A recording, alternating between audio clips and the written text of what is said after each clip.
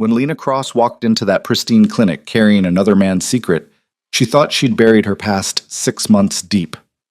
The divorce papers were signed, the escape was clean. She'd disappeared into anonymity, believing Dante Russo had moved on without looking back. But fate doesn't honor signed documents or careful plans. The moment his shadow fell across the waiting room floor, everything she'd built to protect herself, and the child growing inside her, shattered like glass under his unrelenting gaze. Some men let go. Dante Russo wasn't one of them. And now he knew exactly what she'd been hiding. Before we begin, if you love dramatic stories of second chances and dangerous love, hit that like button and comment with your city so I can see how far this story travels around the world. The Madison Avenue Wellness Clinic didn't look like the kind of place where lives fell apart. Everything about it whispered money and discretion, from the marble floors that gleamed under recessed lighting to the receptionist who smiled without showing teeth. It was the sort of establishment where celebrities came for their secrets, where politicians' wives received treatments no insurance company would ever see itemized. Lena Cross didn't belong there. At least that's what she told herself as she signed in under her maiden name, her hand instinctively moving to cradle the pronounced swell of her belly. 8 months pregnant, and she still wasn't used to the weight, the constant presence of another life pressing against her ribs, reminding her with every breath that nothing would ever be simple again. "Mrs. Cross," the nurse's voice was professionally neutral. "We're ready for you." Not Mrs. Russo. Never that again. Lena followed the woman down a corridor lined with abstract art that probably cost more than her entire year's rent. She'd chosen this clinic specifically because it was far from her old neighborhood, far from the world she'd fled 6 months ago when she'd signed divorce papers with shaking hands and walked away from the only man who'd ever made her feel both utterly safe and completely terrified. Dante Russo. Even thinking his name made her chest tighten. She forced the thought away, focusing instead on the appointment ahead. Just a routine checkup. The baby was healthy. Everything was progressing normally. In 4 weeks, maybe less, she'd hold her daughter in her arms, and this strange liminal space she'd been living in, pregnant, alone, hiding, would finally resolve into something concrete. She could do this. She was doing this. The examination room was smaller than she expected, painted in soft blues that were probably meant to be calming. Lena settled onto the table, the paper crinkling beneath her, and tried to steady her breathing. The nurse took her vitals with efficient hands, asking questions Lena had answered a dozen times before. Any cramping? No. Bleeding? No. Unusual pain? Only the usual kind. "Dr. Morrison will be right in," the nurse said, closing the door behind her with a soft click. Lena closed her eyes, letting her head fall back against the wall. Exhaustion lived in her bones these days, a deep weariness that had nothing to do with the pregnancy and everything to do with the constant vigilance required to stay invisible. She'd left Manhattan for Brooklyn, found a small apartment in a neighborhood where nobody asked questions. She worked remotely for a marketing firm that didn't care where she lived as long as she met her deadlines. She'd built a quiet life, a safe life, a life Dante knew nothing about. The divorce had been clean as any dissolution of a 3-year marriage could be. His lawyers had been professional, almost cold in their efficiency. She'd expected a fight, expected him to use his considerable power to make things difficult. Instead, he'd let her go with a settlement generous enough to make her uncomfortable and a single message delivered through his attorney. "If this is what you want, I won't stand in your way." She'd told herself it was proof he'd never really cared, that their marriage had been exactly what it looked like from the outside, a transaction. He was Dante Russo, the man who owned half the commercial real estate in Manhattan, whose family name carried weight in circles Lena had never imagined existed before she met him. She was nobody. A waitress he'd noticed at one of his properties, whose smile had apparently been interesting enough to warrant a second glance. Their courtship had been a whirlwind, 3 months from first meeting to wedding. She'd been 24 and stupid enough to believe that intensity meant love. It had taken her 2.5 years to understand the difference. The door opened, pulling Lena from her thoughts. But it wasn't Dr. Morrison who stepped inside. It was a woman in her 50s, elegant in the way that came from generations of good breeding and better skincare. "Ms. Cross, I'm Dr. Chen. I'm afraid Dr. Morrison was called away for an emergency. I'll be handling your appointment today." Lena nodded, trying to ignore the flutter of anxiety in her chest. Change of plans. It was fine. Everything was fine.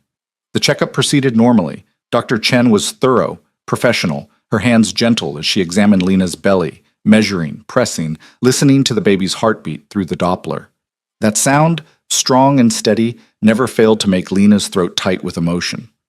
"Everything looks excellent," Dr. Chen said, making notes on her tablet. "Baby's position is good. Heart rate is strong. You're measuring right on track for 32 weeks. "That's good," Lena managed. "That's really good," Dr. Chen smiled. "You're doing wonderfully. Any questions for me?" 1,000 questions, none she could ask. What do I do when she asks about her father? How do I explain why we're alone? What if I'm not enough? "No," Lena said instead. "I think I'm okay." "Well, if anything comes up, don't hesitate to call. We'll see you in 2 weeks." Lena nodded, accepting the appointment card the nurse handed her on the way out. 2 more weeks, then 2 weeks after that, and then her daughter would be here, and Lena would have to figure out how to be everything a child needed when she'd spent the last 6 months barely holding herself together. She made her way back to the waiting room, moving slowly. Her back ached, a dull, persistent pain that the pregnancy books promised would only get worse. She was focused on the exit, on getting outside where she could breathe, when she felt it. That familiar prickle at the base of her neck, the sensation of being watched. Lena looked up, and her entire world stopped.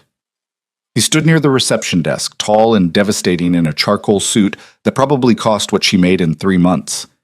Dark hair swept back from a face that belonged in Renaissance paintings, all sharp angles and aristocratic features softened only slightly by a mouth that knew how to destroy with a kiss. Eyes the color of smoke and steel fixed on her with an intensity that made her knees weak. Dante Russo, her ex-husband, staring directly at her very pregnant belly. Time seemed to fracture. Lena watched his expression shift from surprise to confusion to a dawning realization that made his entire body go rigid. His gaze moved from her stomach to her face, and in his eyes she saw the calculation happening, the timeline being assembled. They'd been divorced for 6 months. She was 8 months pregnant. The math was simple, devastating, irrefutable. Lena. Her name came out rough, scraped raw. He moved toward her and she took an instinctive step back, her hand flying to her belly in a protective gesture she couldn't suppress. His eyes tracked the movement. Something dangerous flickered across his face. "Don't," she whispered. "Dante, don't." But he was already crossing the distance between them, his long strides eating up the tastefully decorated space.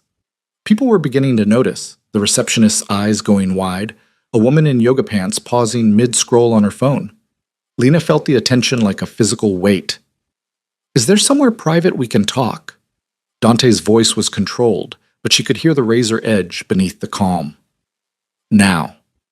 "I don't have anything to say to you." "That's interesting." His eyes dropped to her belly again, and she watched his jaw clench.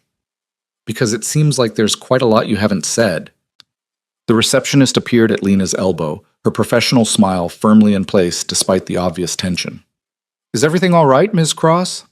"Yes," Lena said. At the same time, Dante said, "No." They stared at each other.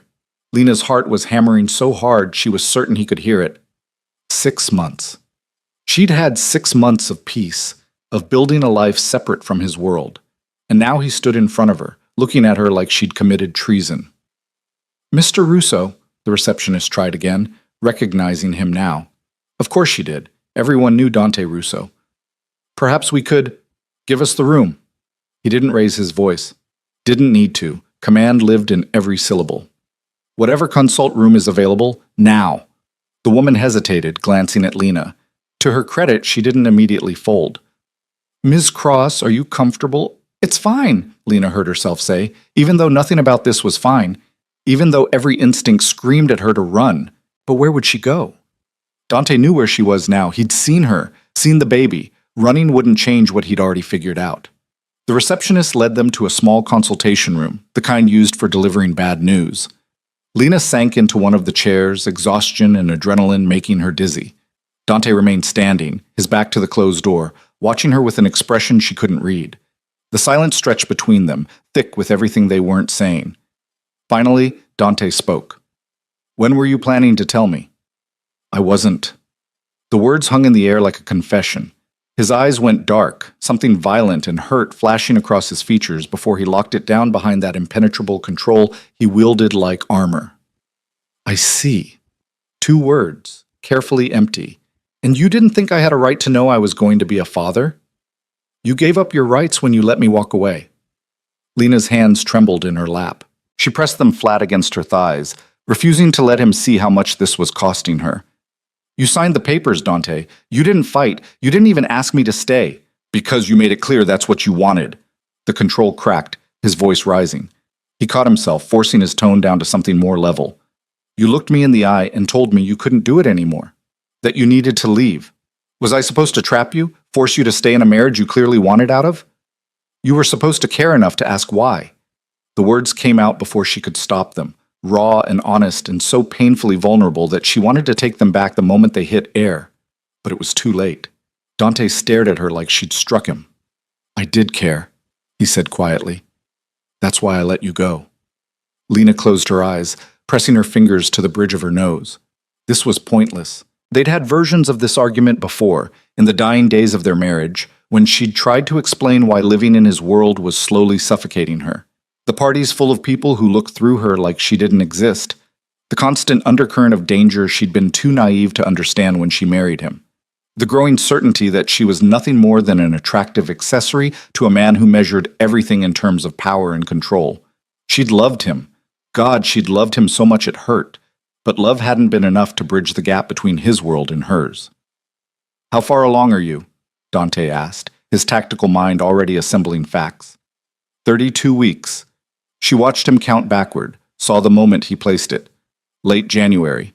Their last night together, 2 weeks before she'd asked for the divorce. They'd fought about something, she couldn't even remember what now, and the makeup sex had been desperate, angry, the kind that left marks and made promises neither of them could keep. Jesus, Lena. He dragged a hand through his hair, the carefully maintained composure fracturing. You've been carrying my child for 8 months, and you didn't think to tell me? Not once? You made it clear you wanted a clean break. A clean break from our marriage, not from my child. His voice rose again, and he forced it down with visible effort. Did you really think I wouldn't want to know? That I wouldn't want to be involved? I thought... She trailed off, uncertain how to put it into words. Your lawyers were so efficient, Dante. Professional, cold. They made it clear that you wanted to move on, that I was being taken care of financially, and that was the end of it. There was no room for complications. And a baby is a complication. It wasn't a question. The flatness in his voice made her chest ache. In your world? Yes. Lena met his eyes, refusing to look away even though it hurt. Your life is meetings and deals and carefully orchestrated appearances. I know what children mean in families like yours, heirs and legacy and expectations I could never meet. I didn't want that for her. Her?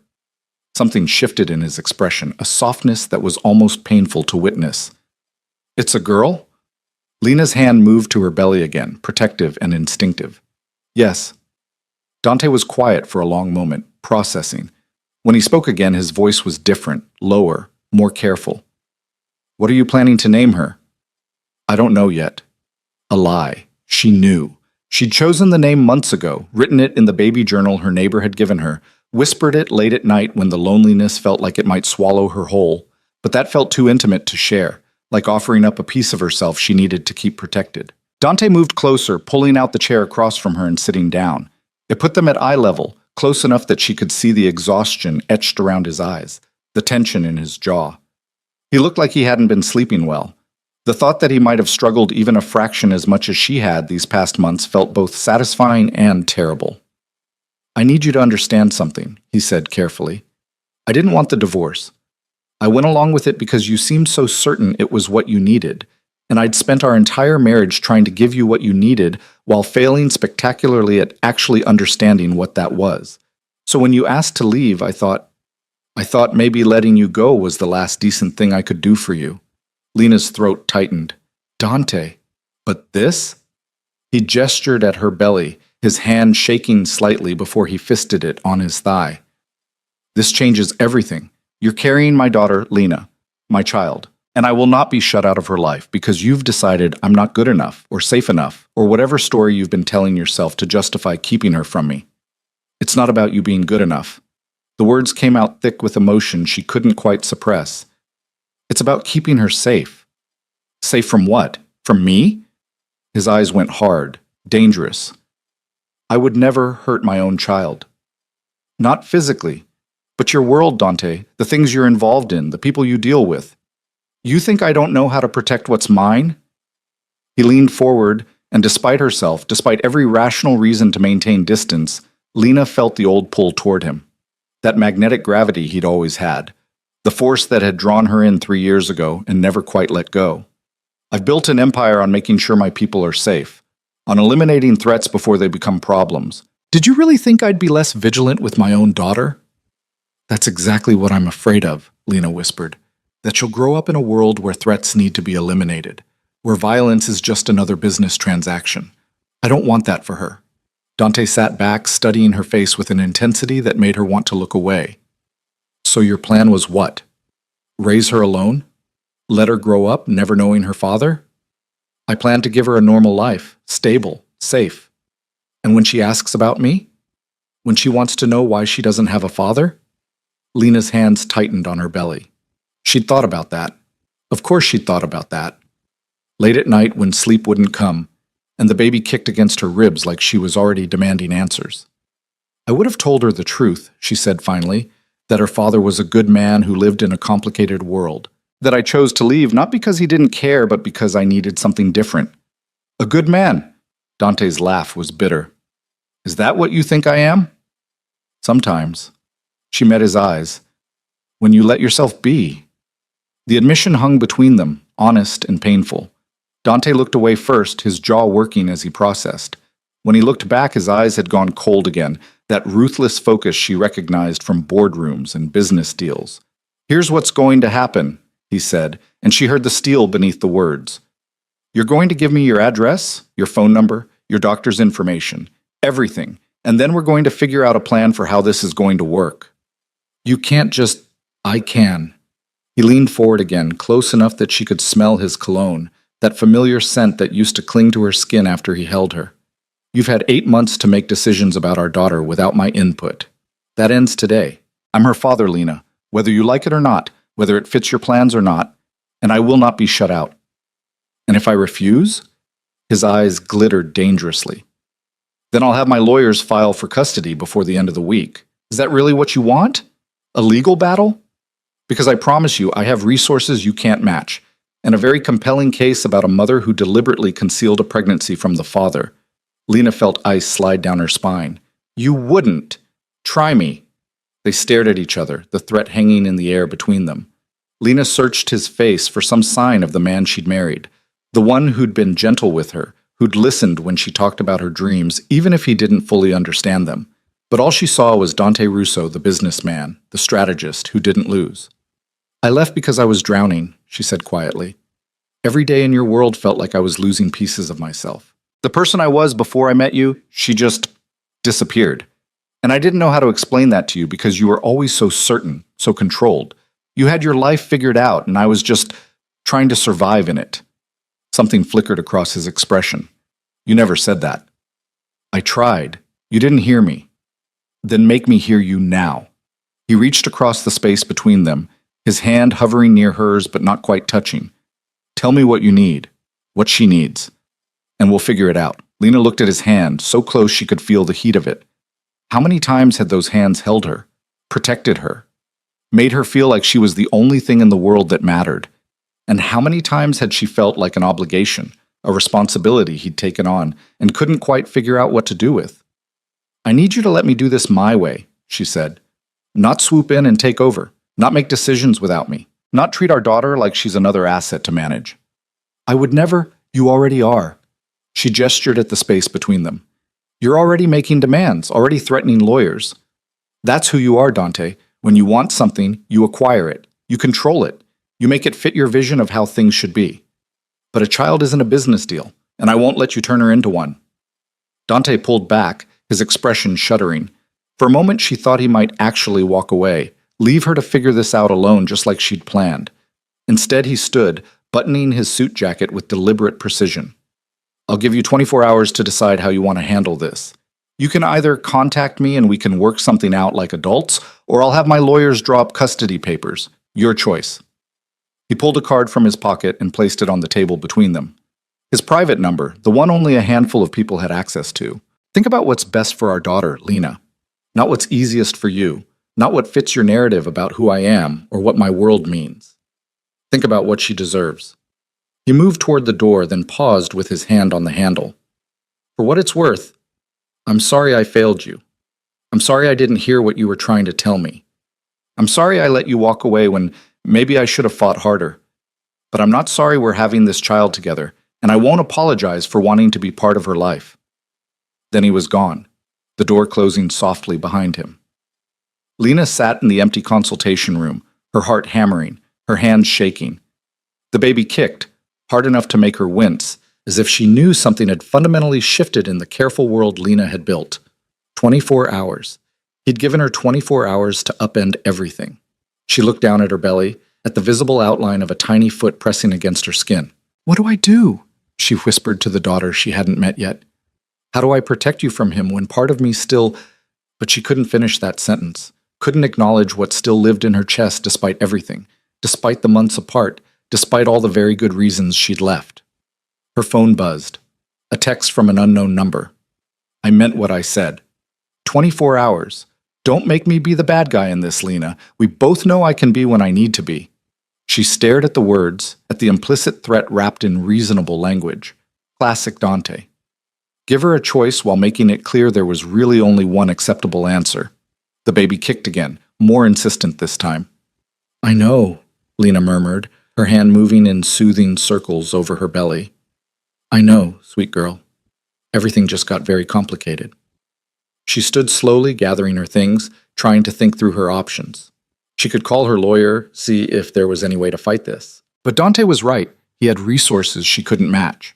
More than that, he had a legitimate claim. She'd kept his child from him. No court would look kindly on that. She could run again, disappear more thoroughly this time.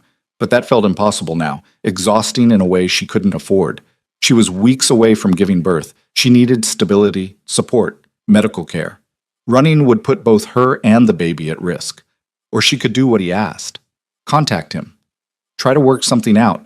Try to build some kind of co-parenting relationship with her ex-husband, despite the fact that seeing him for 10 minutes had left her emotionally shredded. Lena made her way out of the clinic, squinting against the late afternoon sun. The city hummed around her, traffic and voices and the constant pulse of millions of lives intersecting and diverging. 6 months ago, she thought she could just slip into that current and disappear. Build a new life where her history didn't matter. But history, she was learning, had a way of tracking you down. She was halfway to the subway when she felt it again, that prickle of awareness. She turned, scanning the street, and saw him immediately. Dante stood beside a black town car, his driver holding the door open. He was watching her with an expression that made her breath catch, something raw and almost vulnerable beneath the usual control. Their eyes met across the distance. He didn't move, didn't approach, just watched her, waiting. Lena tightened her grip on her bag and turned toward the subway entrance. She heard the car door close, heard the engine start. When she glanced back, he was gone. But his card was still in her pocket, and she had 24 hours to decide what came next. Lena didn't sleep that night. She lay in her small Brooklyn apartment watching shadows move across the ceiling while her daughter performed gymnastics against her ribs.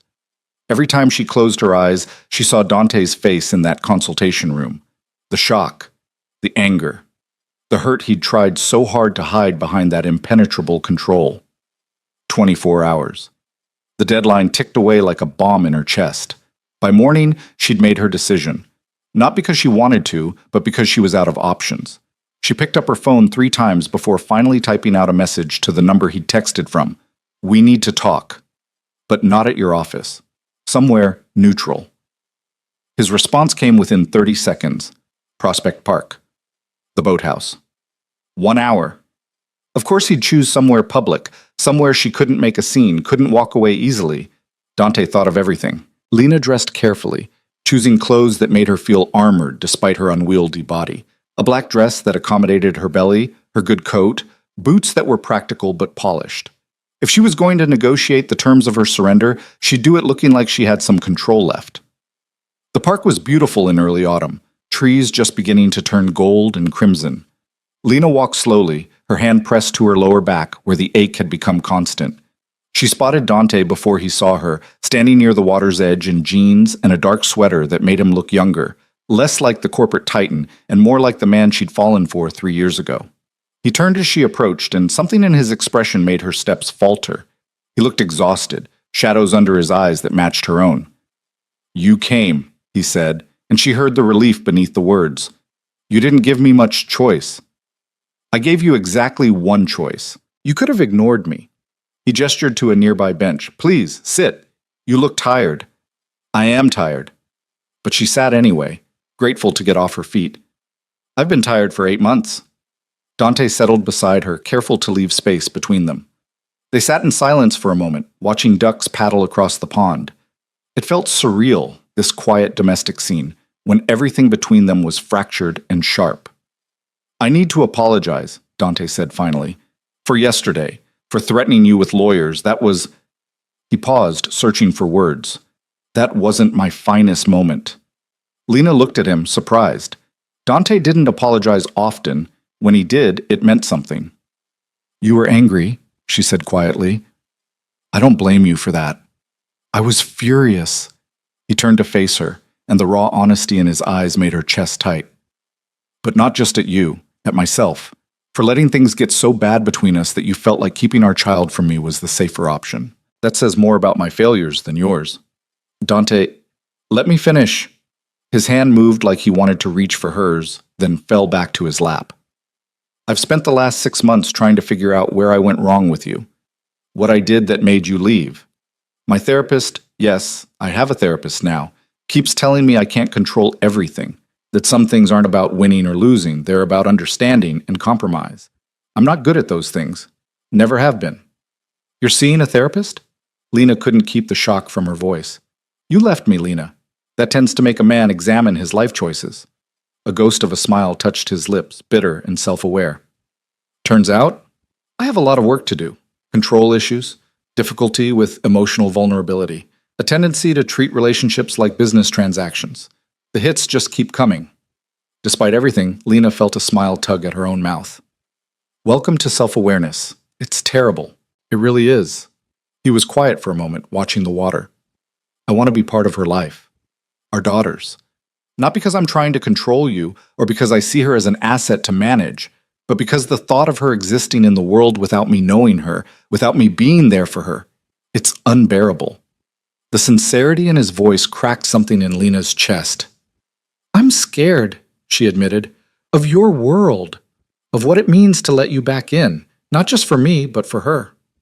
"What specifically scares you?" It was such a Dante question, tactical, precise, breaking problems down into manageable components. But for once, Lena appreciated it. The concrete specificity gave her something to hold on to. "The danger," she said. "The party's full of people who smile while they're calculating how to use you. The feeling that nothing is ever just simple. That every interaction has layers and angles and implications I don't understand." Dante nodded slowly. "Okay, that's fair. What else?" "That you'll try to shape her into something she's not.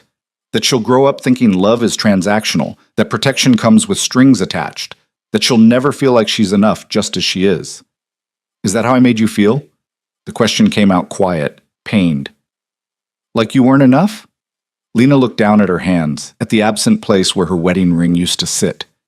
"You made me feel cherished and suffocated at the same time. Like I was this precious thing you needed to keep safe, but also separate, apart from the real substance of your life.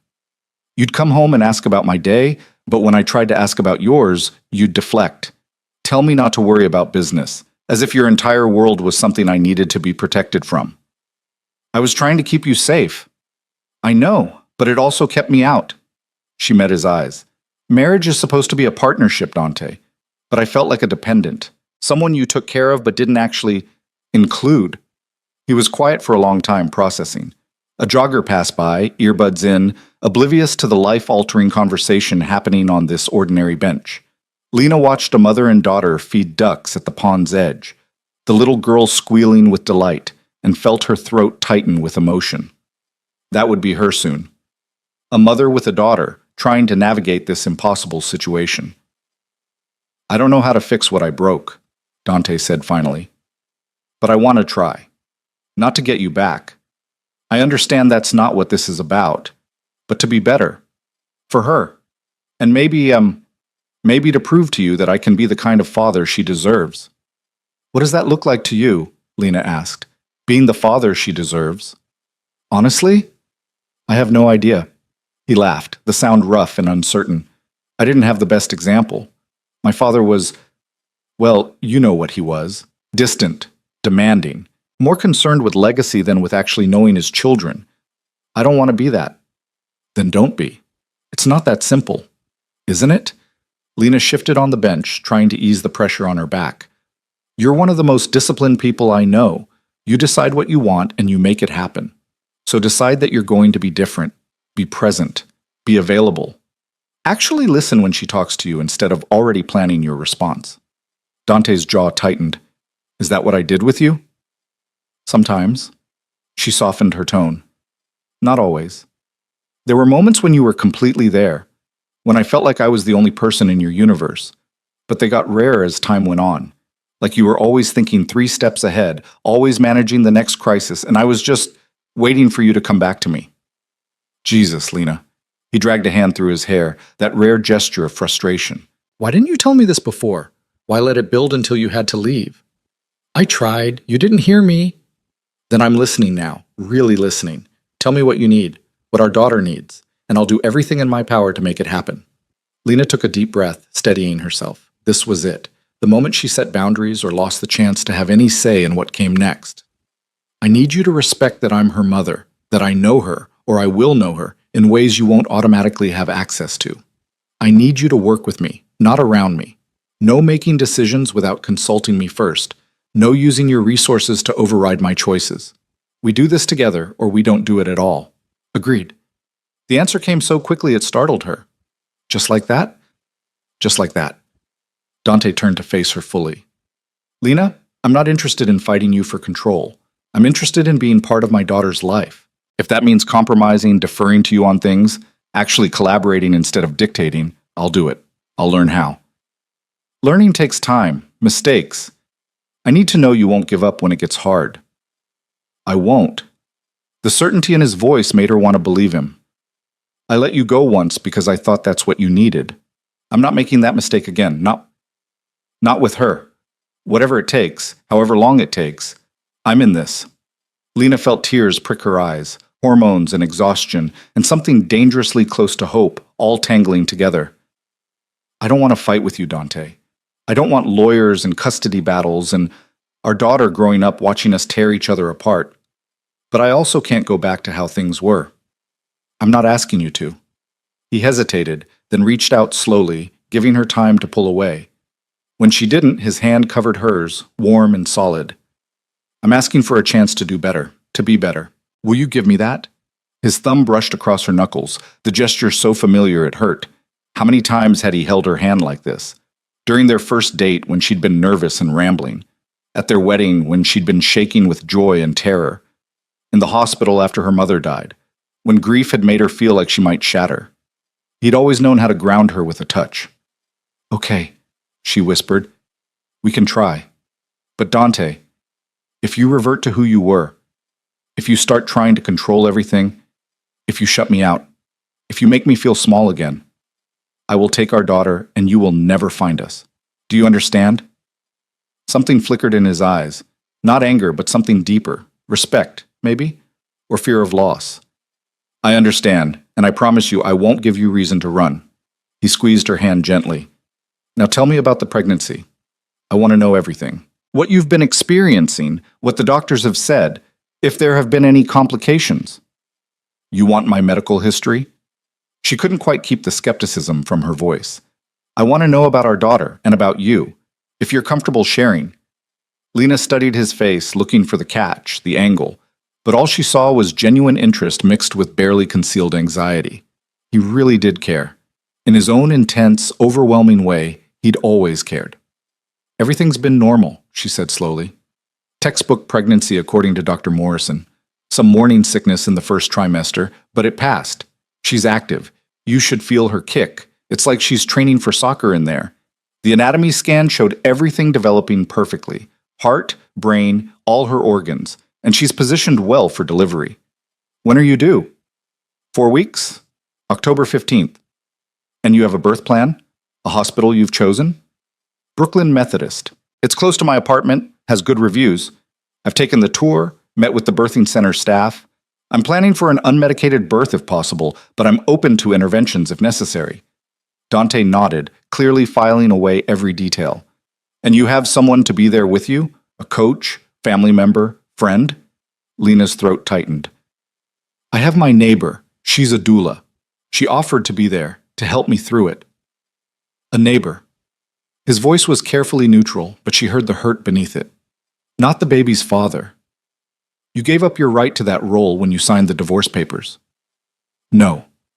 The word came out firm, definitive. I gave up my right to be your husband. I never gave up being her father. I just didn't know I was one.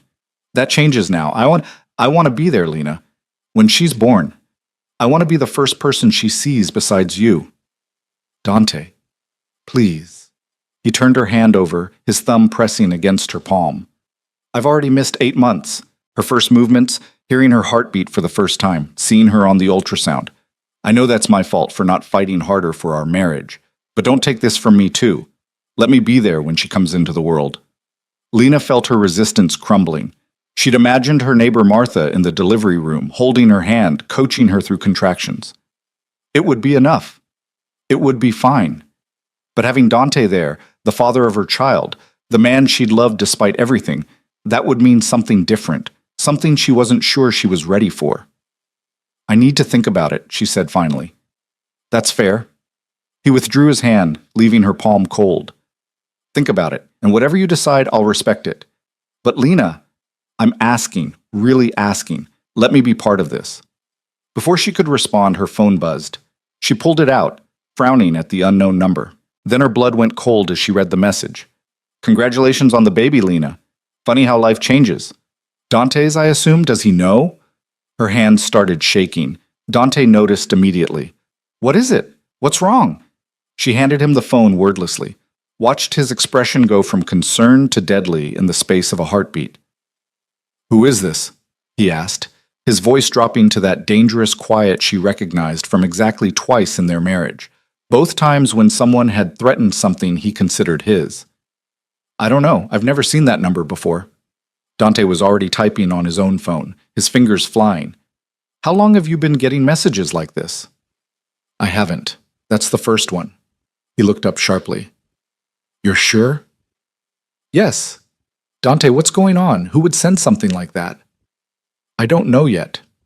He made a call, his tone clipped and professional when someone answered. Marcus, I need a trace on a number. Priority 1. I'm sending it to you now. He paused, listening. I don't care what you're in the middle of. Drop it. This is about Lena. He hung up and immediately started another call. Lena watched, her heart hammering, as he rattled off instructions to someone else. Something about security protocols and monitoring her apartment building. Dante, you're scaring me. He finished the call and turned to her, his expression carefully controlled but his eyes blazing.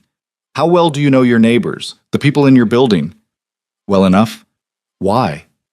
Because someone knows you're pregnant with my child. Someone knows enough to contact you directly. And that kind of information doesn't circulate unless someone's paying attention. You think someone's watching me? The words came out thin, frightened. I think someone's interested enough to reach out. He stood, his entire body coiled with tension, which means we need to take precautions. Starting now. What kind of precautions? The kind where you're not alone in an apartment I know nothing about, in a neighborhood I can't secure, carrying my child while someone out there is clearly monitoring your movements. Lena struggled to her feet, anger cutting through the fear. You're not doing this.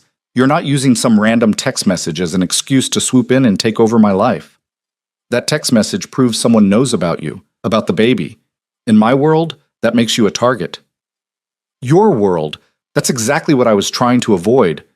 Her voice rose, drawing looks from other park visitors. She lowered it to a harsh whisper. This is why I left, Dante, because everything becomes a threat. Everything needs security protocols and monitoring. I won't live like that. I won't raise our daughter in a fortress. Even if it keeps her safe? Safe from what? One weird text? People get spam all the time. That wasn't spam. His jaw was tight, his eyes hard. That was targeted. Someone who knows your name, knows about the pregnancy, knows about me. Someone who took the time to track down your personal number and send a message designed to do exactly what it's doing, make you scared and vulnerable. Or maybe it's someone from your past trying to stir up trouble. Did you think about that? Maybe this has nothing to do with me and everything to do with whoever you pissed off in your last business deal. The words hung between them, sharp and accusing. Dante's expression shuddered. "You're right," he said quietly. "This probably does come back to me. Which is exactly why you need protection. My enemies won't care that we're divorced. They'll see you as leverage. And now that you're carrying my child, don't." Lena pressed her hands to her belly, protective and instinctive. "Don't make this about business rivals and leverage. She's a baby, Dante. A person, not a pawn in whatever game you're playing." "I know that." He stepped closer, his voice dropping. "God, Lena, I know that. But the people who would use her to get to me don't care. They don't operate with the same rules, and I will not take chances with your safety, with her safety. So what are you suggesting? That I move into your penthouse? Let you put security details on me? Live behind bulletproof glass and bodyguards? If that's what it takes? No." The word came out flat, definitive. "I won't do it." "Lena, I said no." She was breathing hard now, adrenaline and fear making her dizzy. "I left that life for a reason. I'm not going back. One text message doesn't change that." Dante looked at her for a long moment, and she saw him struggling, between his instinct to protect and his promise to respect her boundaries. Finally, he pulled out his phone. "Then we compromise. You stay in your apartment for now. But I'm putting security on your building, discreet. You won't even know they're there. And if you get another message, anything that feels off, you call me immediately. No arguing, no trying to handle it yourself. You call me." "Dante, that's the deal, Lena. Either you let me take basic precautions, or I go to a judge right now and argue that you're exposing my unborn child to unnecessary risk by refusing reasonable security measures. How do you think that conversation will go?" It was a low blow, and they both knew it. Lena felt tears of frustration burn behind her eyes. "You promised you wouldn't do this. You promised you wouldn't try to control everything." "I'm not trying to control you. I'm trying to keep you alive." His voice broke slightly on the last word, raw emotion bleeding through the control. Please let me do this. Let me make sure you're safe. I can't." He stopped, swallowing hard. "I can't lose you both. I won't survive it." The vulnerability in that admission cracked her anger. She saw the fear beneath his commands, the terror that something might happen to her and their daughter while he stood by, helpless. It didn't make his methods right, but she understood the impulse behind them. "Okay," she said finally. "Security on the building, but they stay outside. They don't interfere with my life. They don't report my movements to you. They just watch. That's it." "Thank you." The relief in his voice was palpable. "And you'll call me if anything else happens?" "I'll call you." "And we can discuss living arrangements later, when you've had time to think about it?" "Dante, just think about it, please." He reached out, his hand hovering near her face like he wanted to touch her but didn't quite dare. "I know I'm asking for a lot. I know I'm pushing. But Lena, the thought of you being vulnerable, of something happening to you or our daughter because I wasn't there to protect you, it's unbearable." Lena closed her eyes, exhausted beyond measure. "I need to go home. I need to process all of this. Let me drive you. I can take the subway, please." Just that one word, stripped of command, pure request. "Let me do this one thing. Let me make sure you get home safely." She was too tired to argue, too overwhelmed by everything that had happened in the last 24 hours to mount another defense.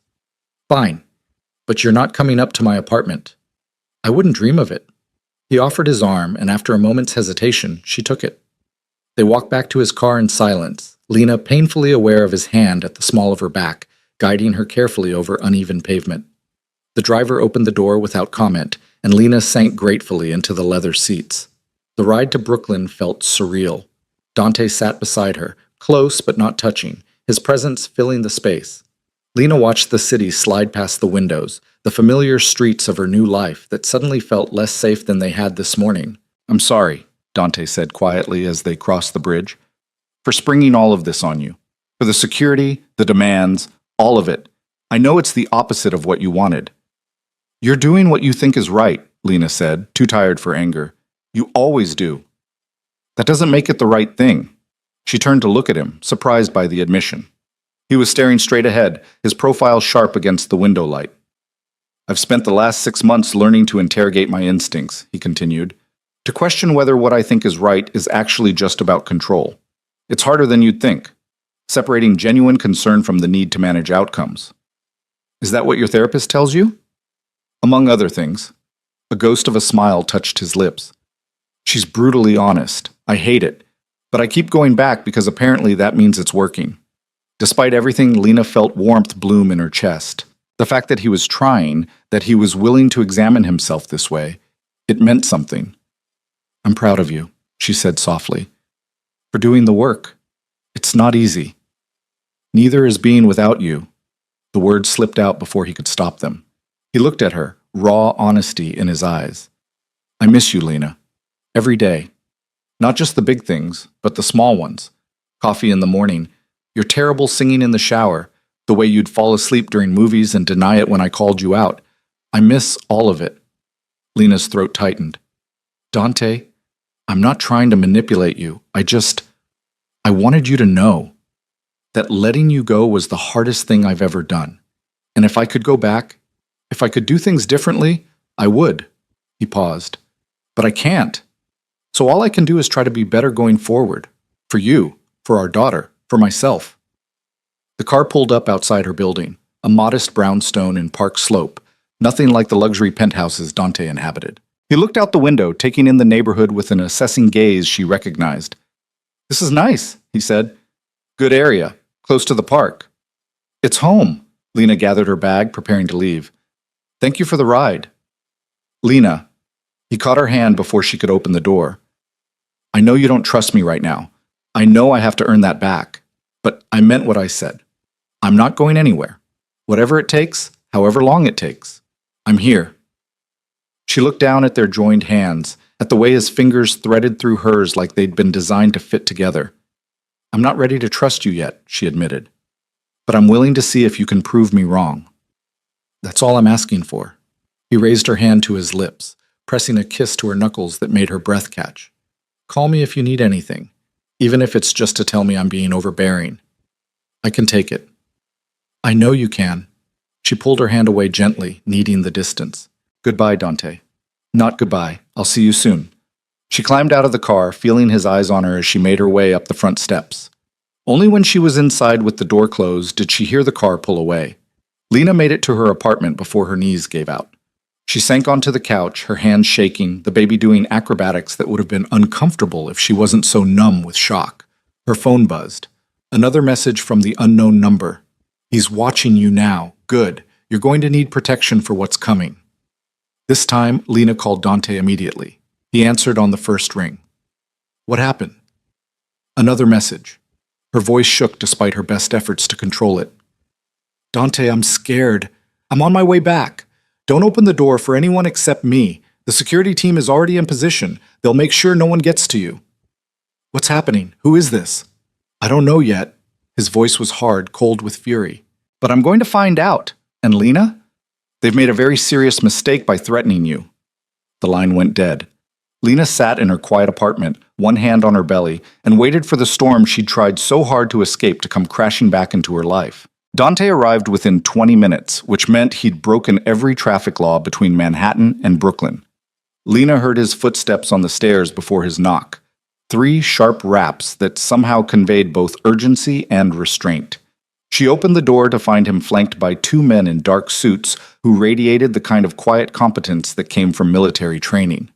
Dante's eyes swept over her, cataloging every detail like he was checking for damage. You're okay, he said, and it wasn't quite a question. Physically, yes. Lena stepped back to let him in, acutely aware of how small her apartment must seem to him. The entire space could probably fit in his living room. Emotionally is a different story. The 2 men remained in the hallway. Dante closed the door, then immediately began moving through the apartment with methodical precision, checking windows, examining sightlines, his expression growing darker with each discovery. This building has no security, he said flatly. The front door doesn't even lock properly. Anyone could walk in.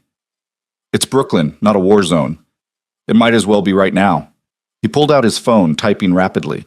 I'm having proper locks installed tomorrow, security cameras for the common areas, and you're getting a panic button that connects directly to my team.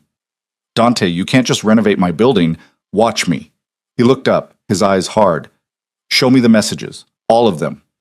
Lena handed over her phone, watched his jaw clench as he read through them, his knuckles going white around the device. When he finally looked up, something dangerous glittered in his expression. This isn't random, he said quietly. Someone's been tracking your movements. They knew you were at the clinic yesterday. They knew exactly when to send these messages for maximum impact. How can you tell? The timing, the specificity. He handed back her phone. Whoever this is, they want you scared. They want you running to me for protection, which means this is about leverage. Leverage for what? That's what I intend to find out. He moved to her window, looking down at the street below. There's a black sedan at the corner. My team. They'll maintain a perimeter, rotate shifts every 8 hours. You won't see them, but they'll be there. Lena sank onto her couch, exhaustion pulling at her bones. The baby had finally settled, a small mercy given her heart was still racing. This is insane. 2 days ago, my biggest concern was whether I'd packed the right things for my hospital bag. Now I have armed guards and mysterious threats, and her voice broke. I can't do this, Dante. I can't bring a baby into this. He was beside her in an instant, crouching down so they were eye level. Hey, look at me. When she did, his expression had softened, the ruthless businessman replaced by something more human. I know this is terrifying. I know it's everything you tried to escape, but I promise you, I will find out who's behind this and I will end it. You and our daughter will be safe. That's not negotiable. You can't promise that. You can't control everything, no matter how much you want to. No, but I can control this. He reached up slowly, giving her time to pull away, and brushed a strand of hair from her face. I've already made calls. Every resource I have is being directed at finding this person. Marcus is the best tracker in the business. If there's a digital trail, he'll find it. And I have people reaching out to my contacts, seeing if anyone's heard whispers about moves against me or my family. Your family, Lena repeated. I'm not your family anymore. You're carrying my child. That makes you family. Divorce papers don't change that. His hand lingered near her face, and she found herself leaning into the warmth despite knowing better. Have you eaten today? The change of subject threw her. What? Food. Have you had any? When she hesitated, he stood, moving to her small kitchen. When did you eat last? I had toast this morning, I think. You think? He opened her refrigerator, frowning at the contents. Lena, there's nothing in here but yogurt and some questionable leftovers. I haven't had much appetite. That's not an excuse. He was already on his phone again. I'm having food delivered. Real food. What is the baby like? Despite everything, Lena felt a smile tug at her lips. The baby doesn't have preferences yet. She just steals all my nutrients and makes me crave weird things at 3 a.m. Like what? Last week it was pickles and ice cream. Very cliché. This week it's been oranges. I can't get enough of them. Oranges. Noted. He placed an order, rattling off enough food for a small army. When he hung up, he moved back to the couch, sitting beside her but maintaining careful distance. Tell me about your birth plan. The details. Why? Because I want to understand what you're preparing for, and because talking about logistics is probably better than dwelling on anonymous threats. He had a point. Lena shifted, trying to find a comfortable position. I've taken a prenatal class. Learned about breathing techniques, labor positions, pain management options. Martha, my neighbor, she's a trained doula. She's been helping me prepare mentally and physically. I'd like to meet her. When Lena started to protest, Dante held up a hand. Not to vet her or intimidate her, to thank her. For being there for you when I wasn't. The sincerity in his voice made her chest ache. You're trying really hard, aren't you? To be different. I'm trying to be someone worthy of being her father. He looked down at his hands, those capable hands that had held her so many times. I've been reading books about pregnancy, childbirth, infant care. Did you know newborns can't regulate their own temperature? That their skulls are soft to allow passage through the birth canal? There's so much I didn't know, so much I need to learn. You've been reading baby books? Lena couldn't keep the surprise from her voice. Every night before bed, my assistant thinks I've lost my mind. I have a stack of them on my nightstand taller than most business reports. A self-deprecating smile touched his lips. I even bought a practice doll. To learn how to hold her properly, support her head. I looked ridiculous, but the book said hands-on practice was important.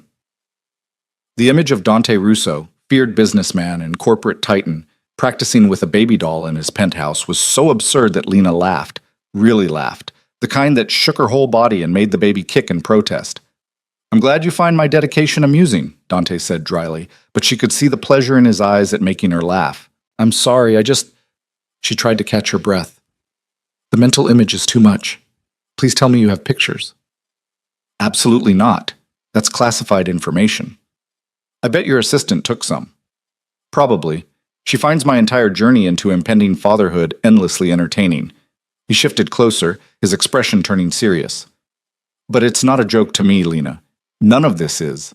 I want to be prepared. I want to know what to do when she cries, how to soothe her, how to keep her safe and healthy and loved. The word loved hung in the air between them, weighted with meaning. Lena felt her throat tighten with emotion. She's going to be so lucky to have you, she whispered. If you can actually be the man you're describing. I will be. I have to be. His hand moved to rest on the couch between them, close enough that she could feel the heat of it. Because the alternative, failing her the way I failed you, that's not an option I can live with. Before Lena could respond, her phone buzzed. They both tensed. Dante leaned over to look at the screen. It's just the food delivery, he said, the relief evident in his voice. I'll get it. He was back moments later with enough takeout containers to feed a small neighborhood. Thai food, Italian, Chinese, even a burger with fries. I wasn't sure what you'd want, he explained, setting everything on her small dining table. So I got options. This is enough food for a week. You need to eat, both of you. He started opening containers, the domesticity of the moment surreal given the circumstances. Come on, pick something. Lena chose the Thai food, pad see ew, with extra vegetables, and found herself ravenous once she started eating. Dante watched her with satisfaction, picking at some of the Italian himself, but mostly focused on making sure she ate enough. When's your next appointment? He asked between bites. Next Tuesday, just a standard checkup. I want to come with you. Lena paused, her fork halfway to her mouth. Dante, I know, I'm pushing again, but Lena, I've missed everything. Every milestone, every appointment, every moment of this pregnancy. Please, let me be there for this one thing. Let me hear her heartbeat, see her on the ultrasound if they do one. Let me start being present. She studied his face, searching for the angle, the manipulation. But all she saw was raw hope mixed with fear of rejection. This was costing him, she realized. Asking instead of demanding, being vulnerable instead of controlling. Okay, she said finally. You can come, but you let me do the talking. You're there to observe, not to interrogate my doctor or try to take over my medical care. Deal. The relief in his smile was genuine. Thank you. They ate in companionable silence for a while, the only sounds the quiet clink of utensils and the ambient noise of the city outside. Lena found herself relaxing despite everything, lulled by the simple act of sharing a meal with someone who wasn't asking anything of her in that moment. I've been thinking about names, Dante said eventually, his tone careful, like he was testing dangerous waters. For our daughter, do you have any preferences? Lena's hand moved to her belly, protective and instinctive. She'd been holding the name close, a secret between her and the child she hadn't met yet. Sharing it with Dante felt like surrendering something precious, but he was her father. He deserved to be part of this. Sophia, she said quietly. I've been thinking about Sophia. It means wisdom. Dante went very still. When he spoke, his voice was rough with emotion. Sophia was my grandmother's name, my father's mother. She died when I was 8, but she was the only person in that house who made me feel like I mattered for who I was, not what I'd become. Didn't know that. Lena felt tears prick her eyes. I just like the name, the way it sounds, what it means. It's perfect. He looked at her with such naked gratitude that she had to look away. Sophia Russo, our daughter. Sophia Cross Russo, Lena corrected gently. She gets both our names. She belongs to both of us. Sophia Cross Russo, Dante repeated, testing the name. Yes, that's right. That's perfect. Her phone buzzed again. This time, both of them flinched. Dante grabbed it before she could, his expression darkening as he read. What does it say? Lena asked, her appetite vanishing. Enjoying your dinner? He can't protect you forever. There are always cracks in the armor. Dante's jaw clenched. They're watching right now. They saw the food delivery. Fear sliced through Lena, cold and sharp. They're here? Outside? Apparently. Dante was already on his phone, barking orders to someone. I want a full sweep of the area. Every building, every rooftop, every vehicle. Someone is close enough to see this apartment, and I want them found. Now. He hung up and moved to the window, careful to stay to the side. Don't stand near the windows until we know where they are. This is insane, Lena struggled to her feet, adrenaline making her shake. Someone is watching me eat dinner? Sending me messages about cracks in armor? What does that even mean? It means they want to demonstrate how vulnerable you are, how easily they can reach you. Dante pulled the curtains closed with sharp, efficient movements. It's a psychological tactic. Make you feel exposed, unsafe, so you're more likely to comply with whatever they want. Which is what, exactly? What could anyone possibly want from me? From you? Nothing. He turned to face her, his expression grim. From me? Everything. Your leverage, Lena. The most effective kind. They've figured out that threatening you will get my attention faster than any business move or financial pressure. So this is about you, your enemies, your world, your problems. The old anger flared hot in her chest. This is exactly what I was trying to escape. I know. The admission seemed to cost him. I know, and I'm sorry, but we're past the point of escaping. They know about you now. They know about Sophia, and the only way forward is through. Through what? Through me eliminating the threat. His voice dropped to that dangerous quiet she recognized from exactly twice before. Once when someone had tried to sabotage one of his developments, and once when a business rival had made insinuations about Lena's past. Both times, the threat had disappeared completely within 48 hours. She'd never asked how, never wanted to know. What are you going to do? She asked, not sure she wanted the answer. Whatever is necessary to keep you safe. He moved closer, his presence filling the small space. I need you to trust me on this. I need you to let me handle it my way. Your way usually involves things I don't want to know about. Probably.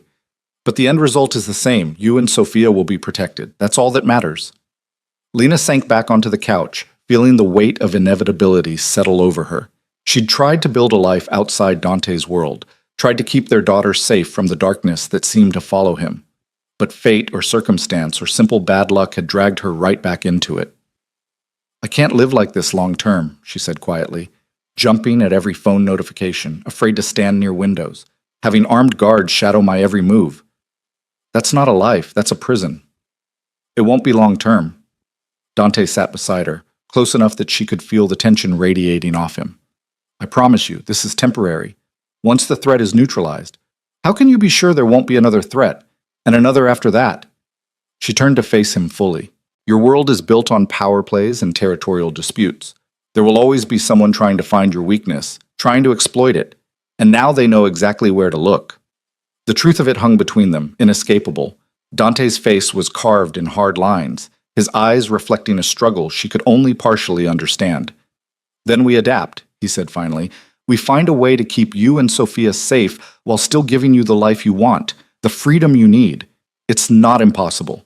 It just requires better planning, better security, better control, Lena finished, which brings us right back to the problem that broke our marriage in the first place.